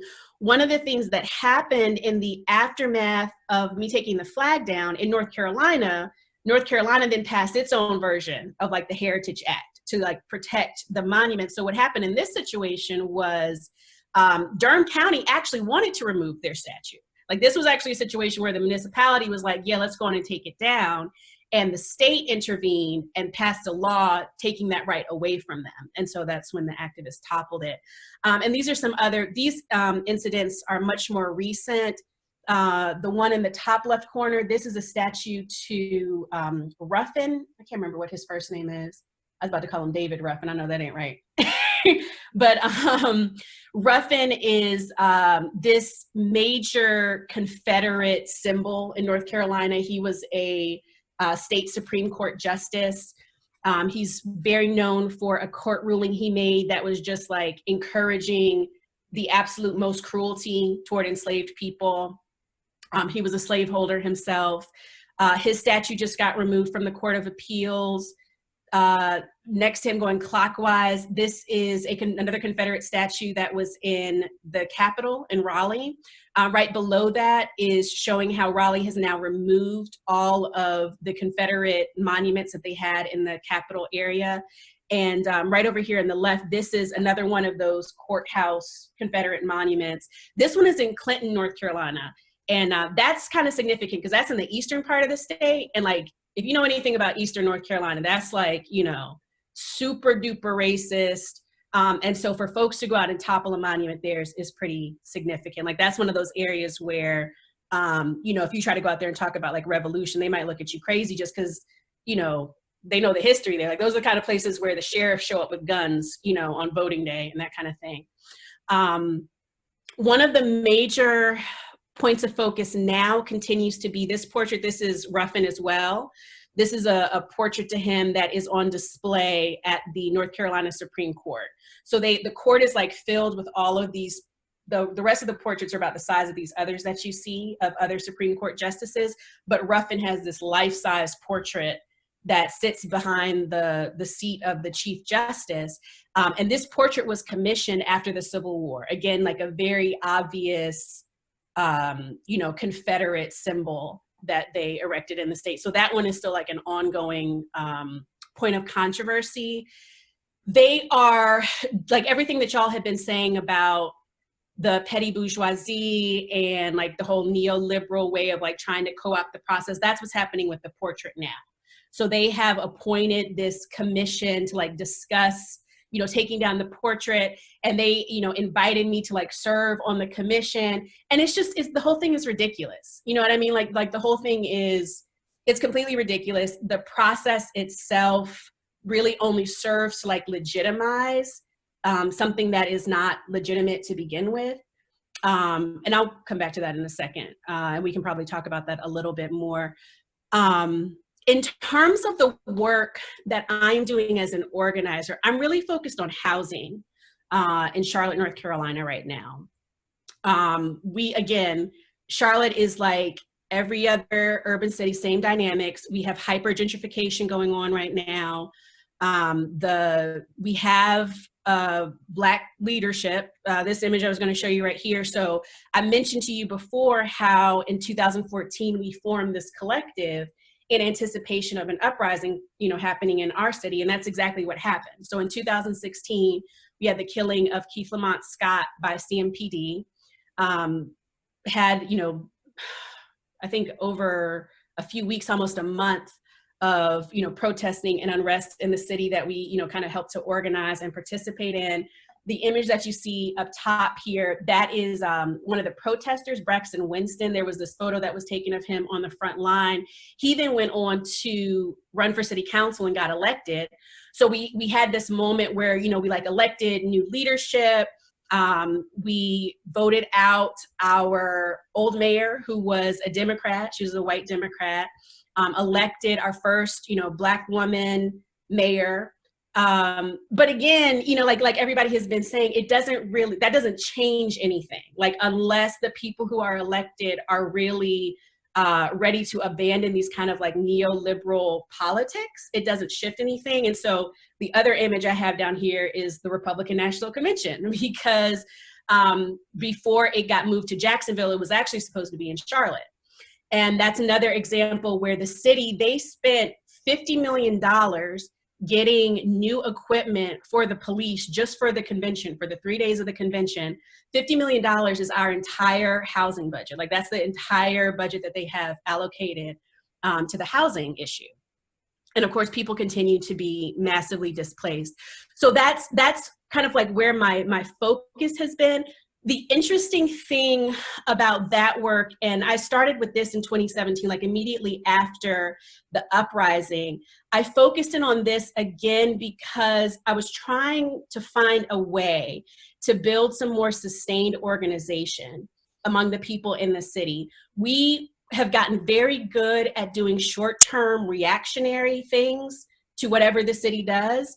But in terms of like really setting our own agenda, advancing our own agenda, and having the organization that's needed to sustain that, we didn't really have that. And housing to me made sense as a place to start, because even if people were not yet engaging in a like revolutionary politic, everybody understands that the rent's too high. Everybody understands that they're being squeezed out of their neighborhoods. You know what I mean? So that was like a logical entry point.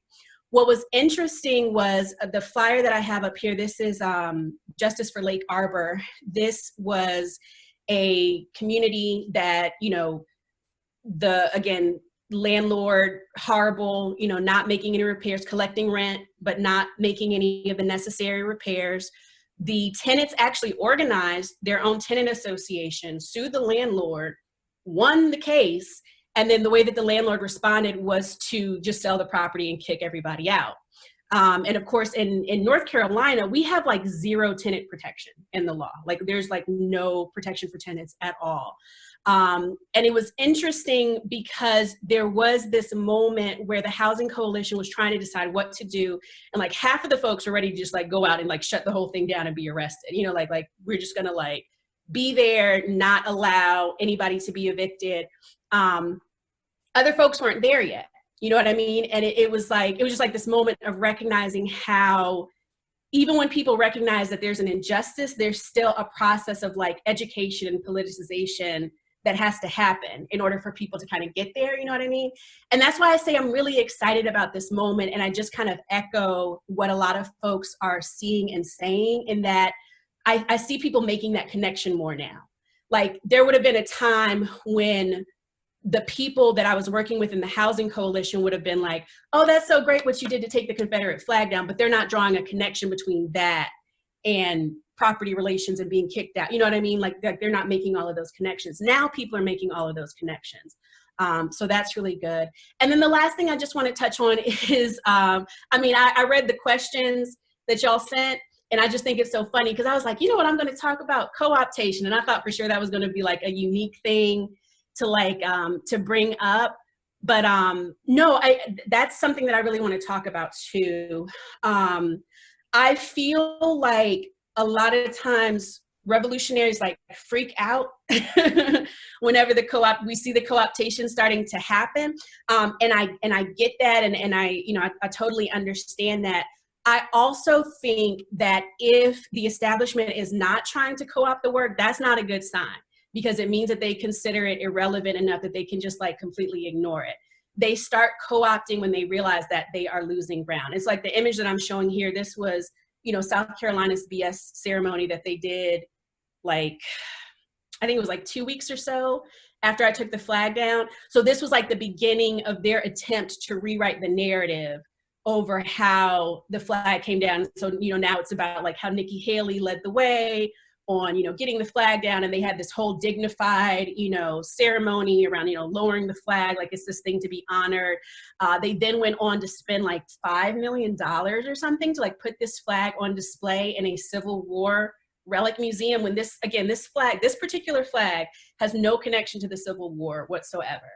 And that is still very much like an ongoing thing, even this year, when, everything started happening and there started to be this kind of like revisiting of what had happened 5 years ago. The Post and Courier put out this story, this article about the flag coming down, and completely wrote me and the action out of that narrative entirely. So it's still like an ongoing thing. But I say all that to say that when I see that happening, I actually take it as a good sign because I can tell they're scared.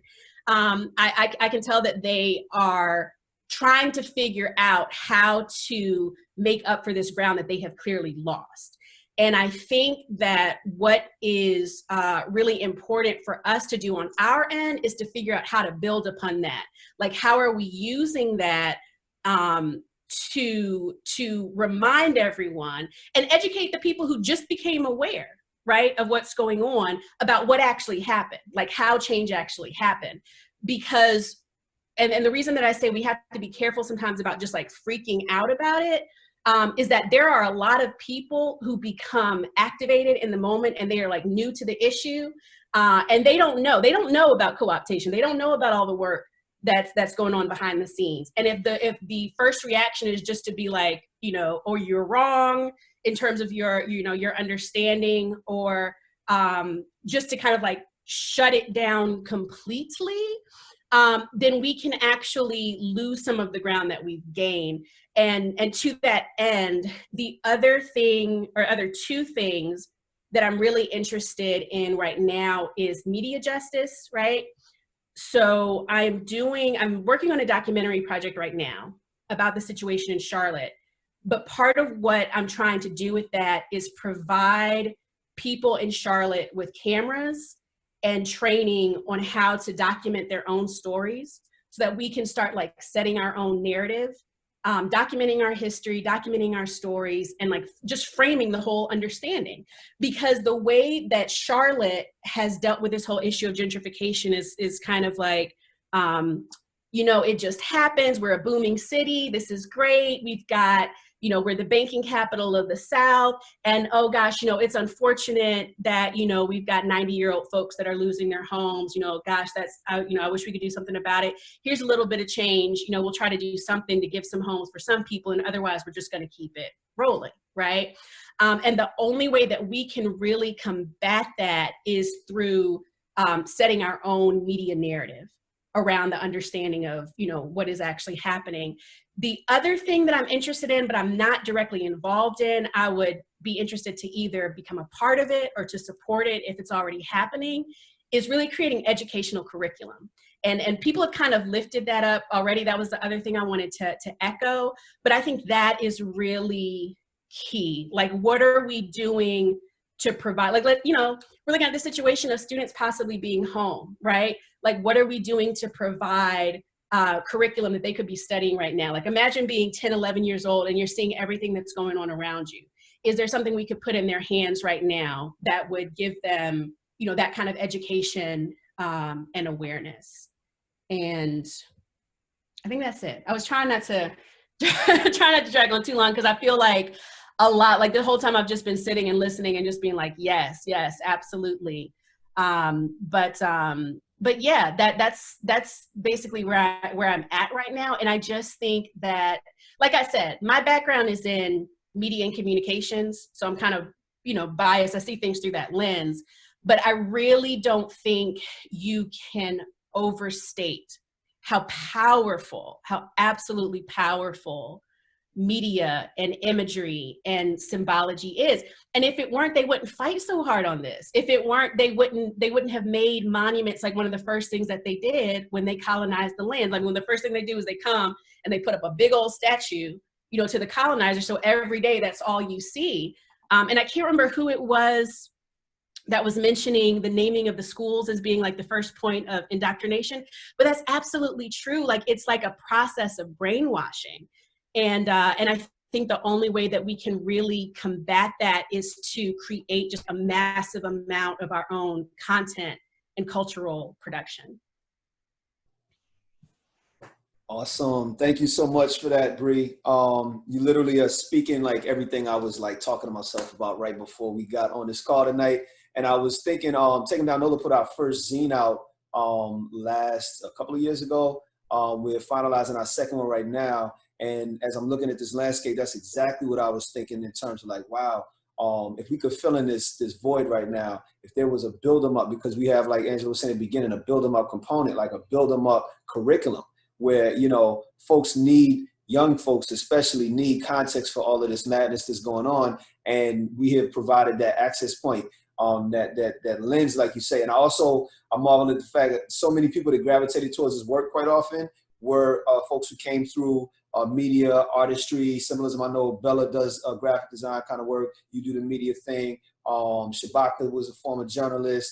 I'm a poet first and foremost and an educator. Most of us are educators. So it's symbols, you know what I mean? It's like, go back to the cave, like cavemen, like you put something on the wall. It's the first thing you can access after you take care of your basic economic needs. You know what I'm saying? I eat, I got shelter, and now I want to communicate. And I'm going to communicate something that reflects this lived experience. And so when we look at the landscape, for me, that's why, learning from Malcolm a decade ago, we just lit the fire, the bonfire in my head, because I was like, oh, snap.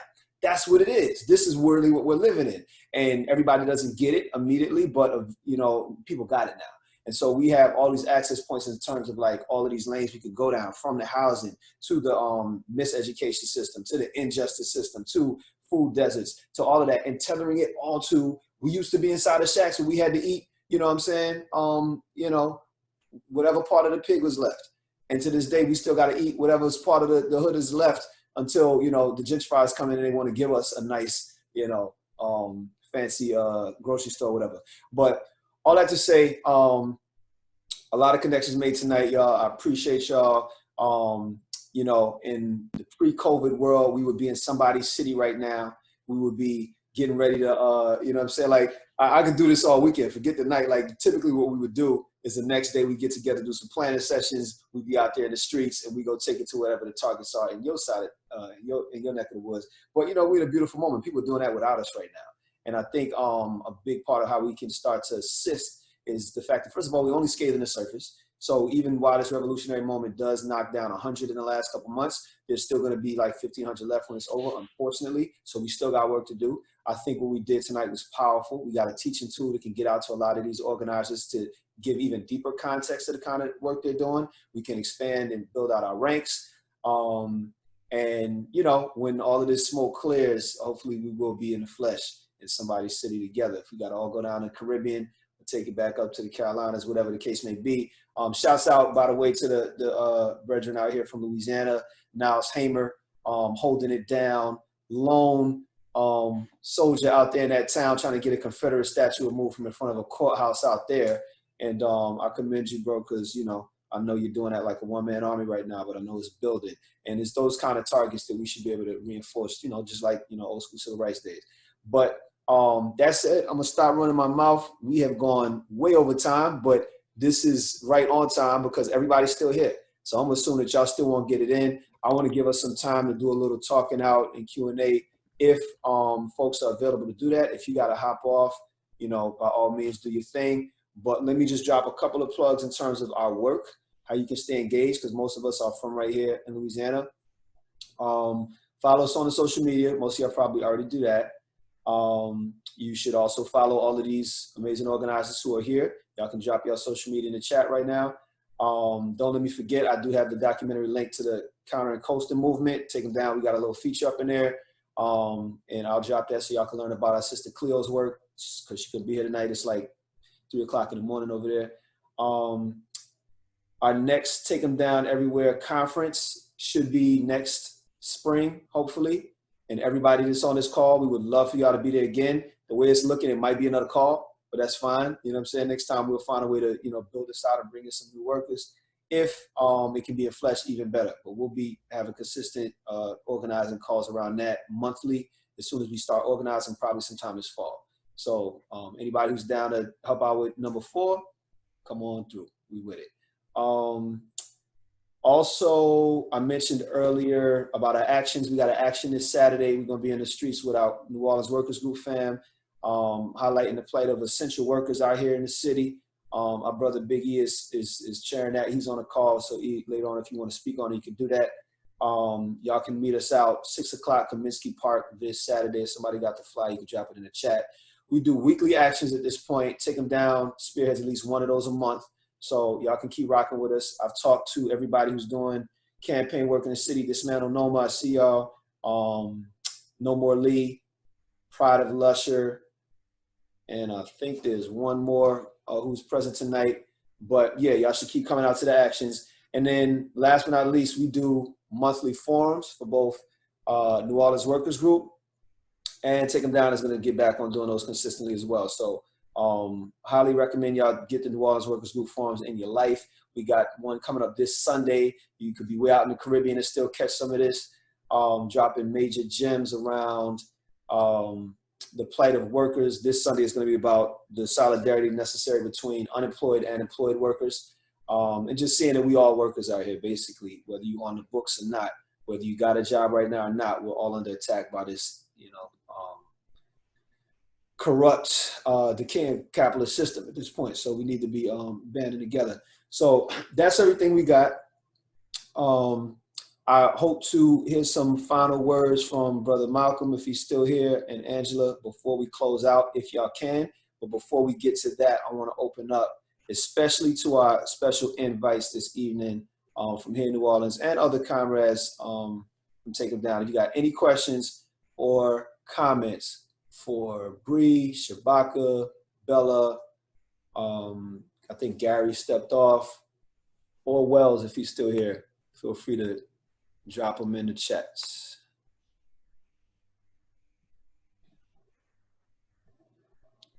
Do y'all need me to transfer the hosting back over? Yeah, can you do that, please? Tell me again how to do that? So just come hover on top of my little 3 dots over here, like that little blue Got button. you, okay. Yeah, and then just switch it over.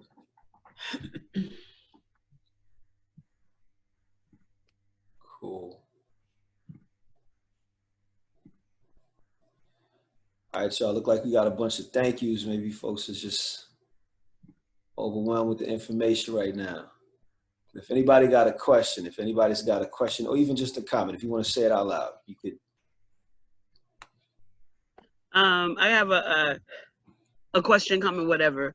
I feel like it's just so important, and I'm so glad that so many folks talked about the co-optation piece. I feel like it is definitely a bridge in the here and now moment as we witness movements and victories of grassroots organizing and revolutionaries being co-opted by neoliberal minions, the minions of capital, how that's a kind of teaching tool in live action about how these statues themselves are revisionist history, right? That is a necessary component in that kind of twisting, right? And folks who may be new to organizing or new to like revolutionary thought, or even just stepping out into the street, when we're talking about how these things, these symbols are historical legacy of revisionism. Look how right here in the here and now that revisionism is happening for the children of our future, right? Like how our victories, our revolutionary victories are twisted, contorted to be a tool to feed lies in revision to our youth and those who are not even yet here, right? So I think it's like, yes, definitely necessary. It shows that we're doing the right thing when co-opters try to prey upon revolutionary and grassroots movements. But it's also a lesson to those who are organizing and those who are just stepping into organizing about what that looks like in real time. Can I just say I completely agree? And like, that's one of the things that's actually been encouraging to me about what I've seen in the past few months is like, people have actually been really pushing back. Like there's actually been, because there was a massive attempt to co-opt the energy around abolishing police and, do this like this whole coordinated 8 Can't Wait campaign. And people successfully mobilized and pushed back and shut that down. And, they continue to try to do it and it's not been successful. And so that's really powerful.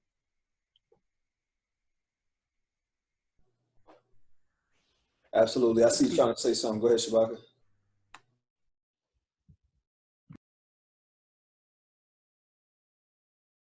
You're on mute. You're on mute, Shabaka.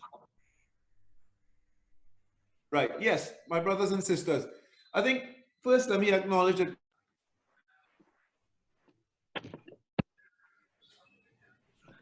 everybody like froze, Shabaka. Try it again, you froze up. Okay, right. Everybody hearing me? Yes. Right. So I'm saying one of the main reasons for co-opting is to silence us. They recognize that our agenda doesn't stop at the monument. And therefore, if you can get us out of the picture, then you could get our agenda out of the picture. So that's really important. One of the ways that we could combat that is collectively to acknowledge and celebrate each other's work wherever we are. So for example, whenever I speak about the work of Take Them Down NOLA and about Kes and Angela and Malcolm Suba. I speak about Sister Bella and Sister Faniwa in Martinique and brothers and sisters in the Bahamas and Barbados. It's important for us to do that in our writing, in our public presentations and so on, so that, you know, because you can only tell us a false narrative for so long. The truth is going to come to the fore, you know. So we've never really bothered to engage University of West Indies, for example, for sort of writing us out of their official narrative. We've just kept doing our work, but we know that the time will come when everything will come to the fore, you know. And a lot of people have already, you know, celebrate our contribution in that regard. So we have to, you know, and of course, I want to acknowledge what Sister Bree said. She's making a very solid point there. So we don't want to get too excited when they try to co-op. We understand that it means that our work has had some impact, and it's also a reflection that we're winning. But of course, as I said, we have to be careful not to be silenced too far that we can't get through with our full agenda. And they narrow our agenda down. Thank you. Can I add something? Absolutely. Yes. Just what Chewbacca just said is really important. The fact that he's speaking about us is really more important than you know, because we've been divided by the language barrier, and it was not an accident. It's done on purpose, right? Because, you know, if we start working with you, we are a bigger threat to the system and to the oppressors. And that's also why I feel it's my duty as well. Every time I see people speak, like, and it shows that they don't know that there's something going on in Trinidad, in New Orleans and whatnot. And I feel it's my duty to say, hey, we have brothers taking down statues over there.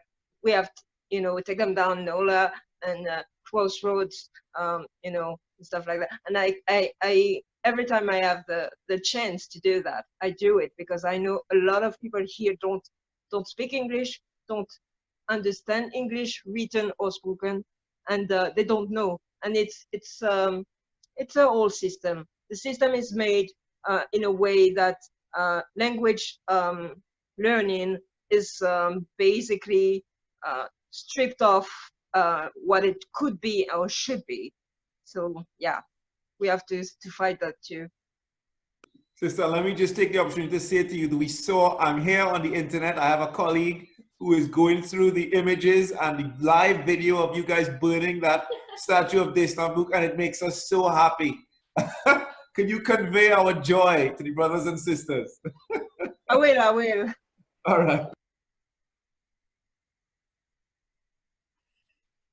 I just like to say Bella was really inspiring to me as a mom. Layla's going to Chateau Estates. So although it's not a white supremacist in particular's name on the school, it's the big house, right?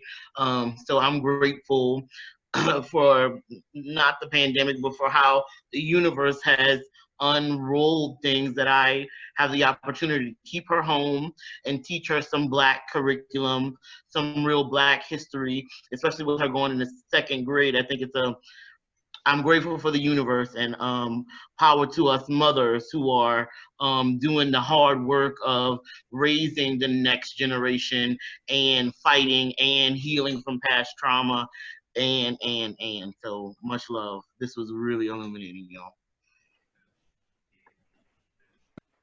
Yeah, I think it's important for us to understand that, especially in the United States, there's a big cultural shift that's taking place around the ruling class support for the white supremacy movement.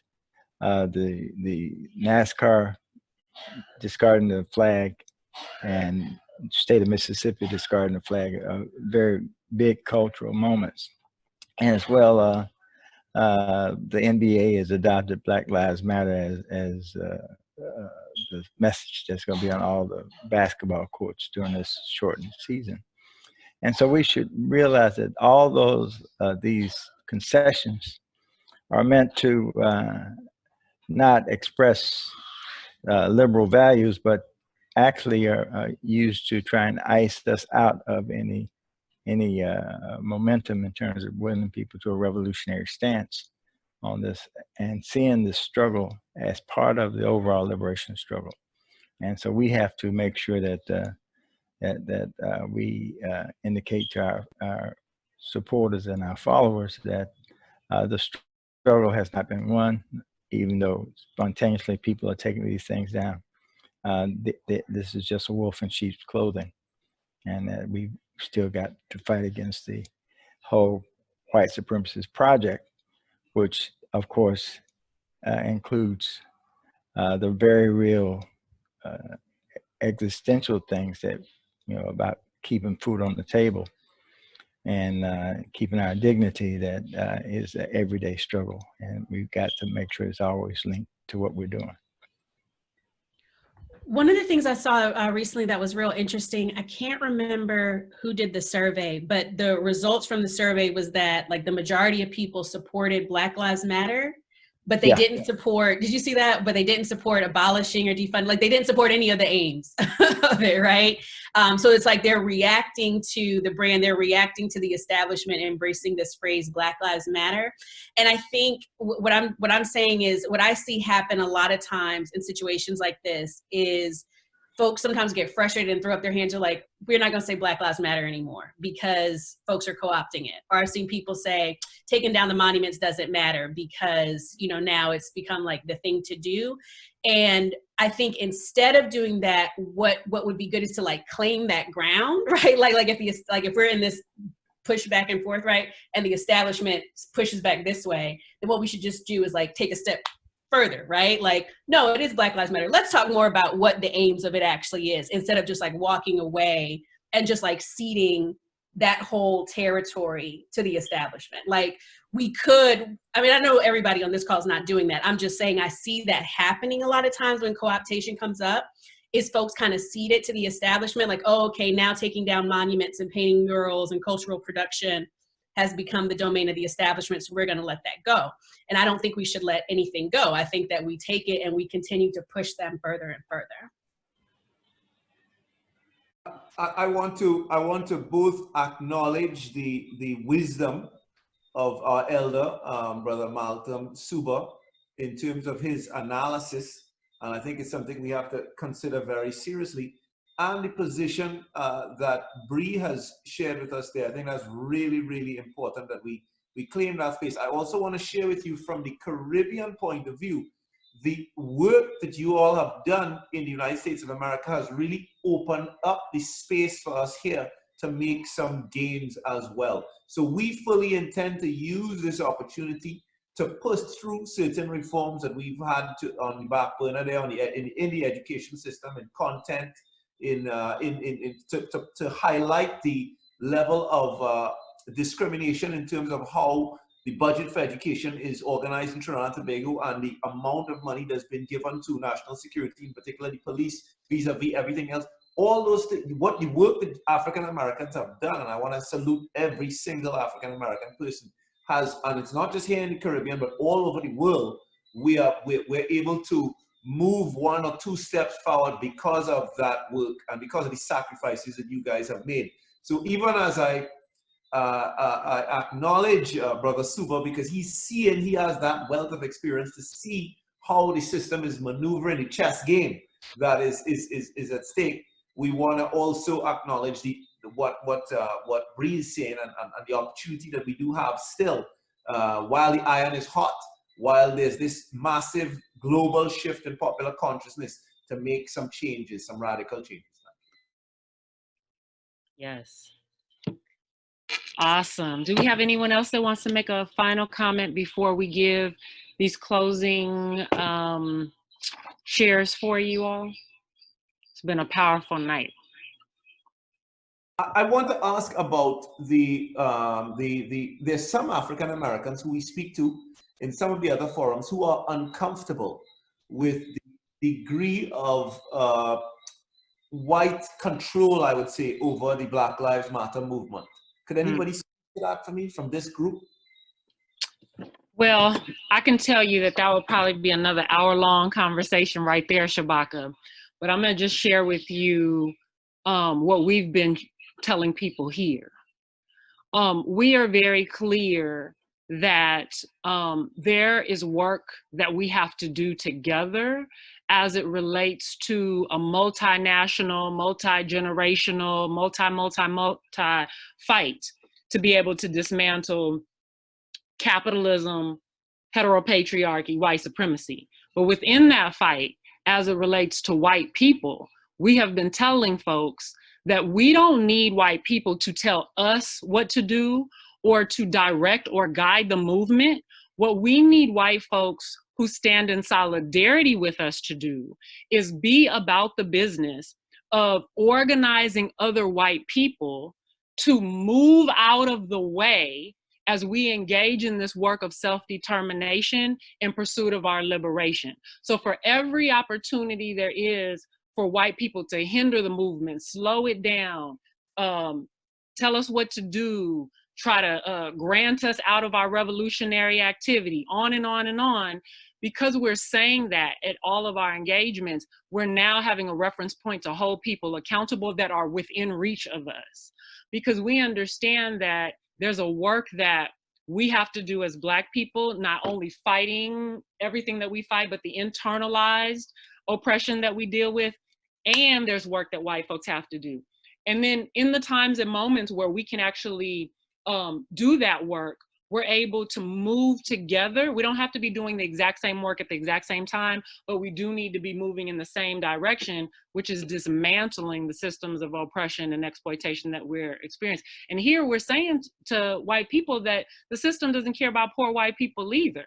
And the more white folks that we have that are brave enough to say, we're gonna turn our frustration, our concerns, and even our love for Black people, we're gonna turn that toward the system and start confronting that system to make it just a little bit maybe easier for us to move forward in self-determination in pursuit of our goals. So even here, when we're talking about reparations, we don't necessarily need yet white folks to be in the streets with us as we're fighting for reparations. What we need you to do is ensure that as we are doing the work to build with Black people, elevate consciousness, that you're not interfering with that. And so that's one of the current messages that we have right now. And it's not to say that over time that work doesn't change, but what I've come to realize is that, you know, white folks don't want to spend a lot of time in the face of other backward white people. And we understand that, but it's going to require that, because all of the people who are supporting even Trump, they don't realize that they're being exploited by that man. And I, as a Black woman, could spend all of my time trying to educate white people about, but there's a whole bunch of white people who say they stand in solidarity with Black Lives Matter who could be actively doing that work. Actively doing that work. And so Angela, we don't mince words around that. Angela, let me just ask one more question. Mm-hmm.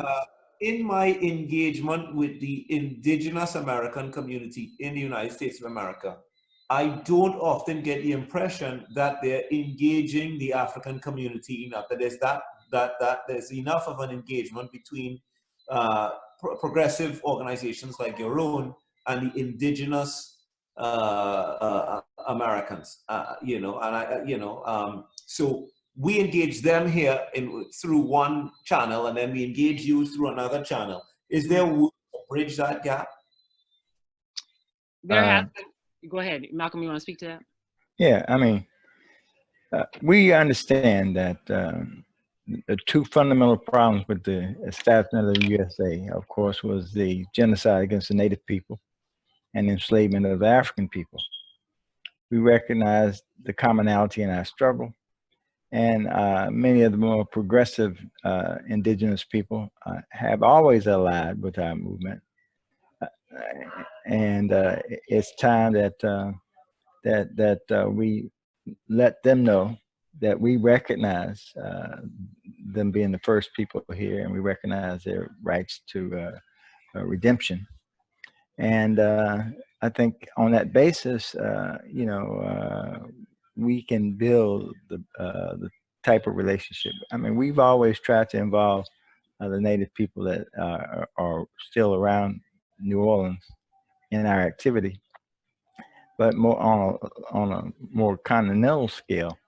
They're still some forces in AIM that we have relationships with, and they, you know, but it's difficult because they are pulled by all of these agencies and treated so as non-existent by most folk, and so their fight for visibility is something that we should be promoting more. And I'll tell you, Shabaka, that's for the last however many years, it's been an active part of our work, like, you know, our engagement with the Homa Nation, and really talking about and having conversations about what it means to be sanctioned by the US government as a nation versus claiming to be a nation, knowing that, and what it means to organize in community around that. So there are lots of conversations happening around it, but the more that we've been having these conversations, the more has been revealed and the more solidarity has been able to be built. You brought up solidarity earlier, which is one of the reasons why we really wanted to have this call, because we're in the third year of Take 'em Down NOLA. When we had the first conference, and you were here for that, Shabaka. Last year we were in Jacksonville, and the amazing work that we've seen with Todd and Ella and the other organizers on the ground since then. As we're doing this work, we're able to go away from these calls, not just saying, oh my gosh, we had a great conversation tonight, but how can we deepen our relationships and further build in ways? And it's challenging because when we get off the calls, we get right back caught up into our worlds and our busyness. But these opportunities bring us back together to say, how can we do the work necessary to strengthen ourselves? And I think we've been spending so much time strengthening our local work now that we're in a position to lift our heads and say we have enough of a foundation to be able to reach our hand across and say we can really do some work that's sustainable. And I think that we're at that point now with all of the folks who are participating in this call. You know, Bree said it earlier, you know, you start this work and then you have to really reflect in your mind, is this one person, two people doing this work? Have we built organizational capacity on the ground to sustain this work? When uprisings start to come down and people start to get comfortable again, it's really important to know that we have people who are built up, not that we've just recruited people, but that we've developed them and we've retained them in this work for long-term struggle. The only reason we're here tonight is because Malcolm is a 40-year, long-time revolutionary organizer. And we are saying we have a responsibility to pass the baton gracefully. We don't want to drop the baton in anybody's lap and they're not ready. We don't want to have the baton snatched out of our hand. We want to pass it gracefully. And if that means we're doing a lap, holding it together at the same time for a while, that's the work that we have to do. Quest brought up earlier the conference, and we originally had the in-person conference scheduled for March in Alabama, but COVID-19. And so, you know, Quest was talking about how we could pull ourselves together here, have this conversation, but also start planning toward next March, whether it be in person or not, but that we plan. And what would happen after this call is every month, we would pick back up with our monthly calls, and we welcome everybody to be on those calls, because what happens is we get a chance to update each other about our work. We get an opportunity to strategize and support each other in the work. And then we get an opportunity to say, how do we make that conference an opportunity to elevate our collective consciousness as organizers, but then be able to take that back into the streets based on what we've learned from one another. So we hope that it's the third, it always falls on the third weekend in March. And we're really hoping that people will just leave this meeting, save the date. And if you're interested in joining us for those monthly calls, could do so. And then we also want to invite you this coming Sunday, the New Orleans Workers Group, that really is pushing for the political education that is behind the work that we do. The organizing of workers, worker power, and understanding labor power, and understanding that these monuments could come down tomorrow if we had organizational capacity on the ground to say, you know what, you shoot another person, you don't take these monuments down, you don't make our schools equitable, you don't provide universal income for our people during COVID-19, we'll just shut it all down tomorrow. And because we know the power of our labor and have the capacity to do that, and we're at the point now where that foundation is being laid, but we're not there yet. And until we can really do that globally, and we're looking forward to that day, we have work to do. So you're more than welcome to join us on Sunday. It's going to be at 6 p.m. Central Time. And Quest, because we have everybody's email for this invitation, we can just send that information out via email. And anybody who wants to join us, you just RSVP, join us on the line. And we want to support one another in our, growth and development and building of solidarity. Absolutely. I was trying to find a link on Facebook, but yeah, we could email folks. That'll work too. So, yeah, y'all, thank y'all for a powerful, powerful time sharing energy, story, you know what I'm saying? Revolutionary fire and gems and game and strategy and all of that good stuff. Like Angela just said, this is the beginning of a longer conversation. We look forward to whether we can be together physically or if we have to do it like this again, continue to fortify each other's movements.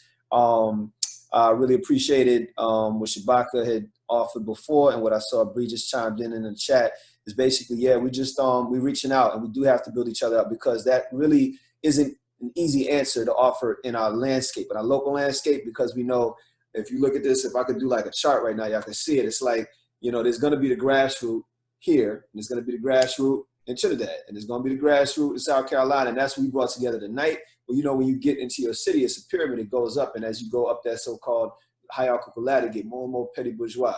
So it's not easy to just reach out and just be in solidarity, even in your own town. You have to build that. And so that's what we've been doing with Workers Group. That's what we do with People's Assembly, Hospitality Workers Alliance, and they do the same radical approach as we do. You know what I mean? If you're going to talk about white supremacy, you got to be radical. Get to the root of it. If you want to talk about capitalism, you got to be radical. Get to the root of the exploitation. If you want to talk about workers' rights, environmental racism, all of that, you got to get to the root of the system. And so that's what we're doing with this. And we hope that y'all are building in your necks of the woods with similar folks. And the stuff y'all been talking about tonight, it looks like you are. I wish we had more time to hear from some of our young, when I say young, I just mean, young in your organizing folks, who have led their own campaigns out here. And I hope that y'all got inspired tonight. I saw some of the comments in there. Corinne, Jessica, we can't wait to keep pushing with y'all with Pride of Lusher. I hope y'all can see how deep these roots go. That it's more than just the name and the symbol, but we trying to peel all of this stuff back, because it's all connected. And the more you connect it, the bigger your army gets. So, yeah, if there's no further comments or questions, Brother Chris, before you go, let me just let everybody know that I'm in touch with Chumani Maxwele, the guy who led the PRU protest in 2015 in South Africa that resulted in the fall of Cecil Rhodes's monument at the University of Cape Town. I think it's important that we get the brothers from the continent in our next meeting. What's his name? Let me know. His name is Chumani Maxwele. I was trying to get him. I think I jumped in his DMs or something like that. Yeah, please. I was trying to get him. He's been a little bit, I think that he's been nervous about those of us from the Americas getting in touch with him, because, he's a little suspicious that those of us on this side of the Atlantic might be getting in touch with him, with under false pretenses. Movements in the South tend to be infiltrated. And agents come in and they you could be finding yourself dead. When we get involved in this work in the South, it's deadly. People die in the South.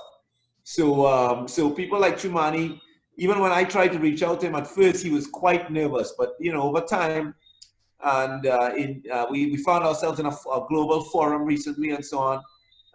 We got to reach out to these brothers and get them involved in these kinds of forums and so on. So anytime you have another one, let me know in advance. Let me get those guys from South Africa to be here with us. Absolutely. I'm looking at it. It was actually a brother named Sizeway or Sizeway. That's who I talked to. But I'm sure they know each other. But yeah, that's why we're doing monthly calls, y'all. And we're going to get started probably around September, October. Keep y'all plugged in. And we got, a whole lot more work to do. We got a world to win. So thank y'all for showing up tonight. Stay connected. Much love, much light.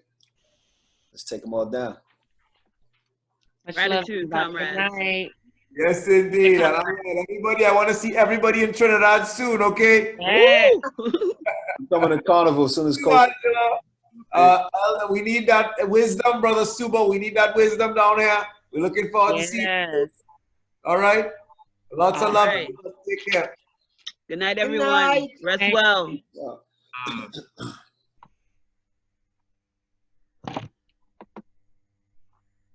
Beautiful. Hey, Layla. Hey, Layla. All right, so I'm about to. Thank you, Bella. Thank Thank you you, so much. everybody. All right, y'all. Good It night. was wonderful to see rest eyes on y'all. I'm glad you were able to be here tonight. Yeah, me and this like mountain of laundry. Awesome. All right, y'all. Good night. Night. Bye.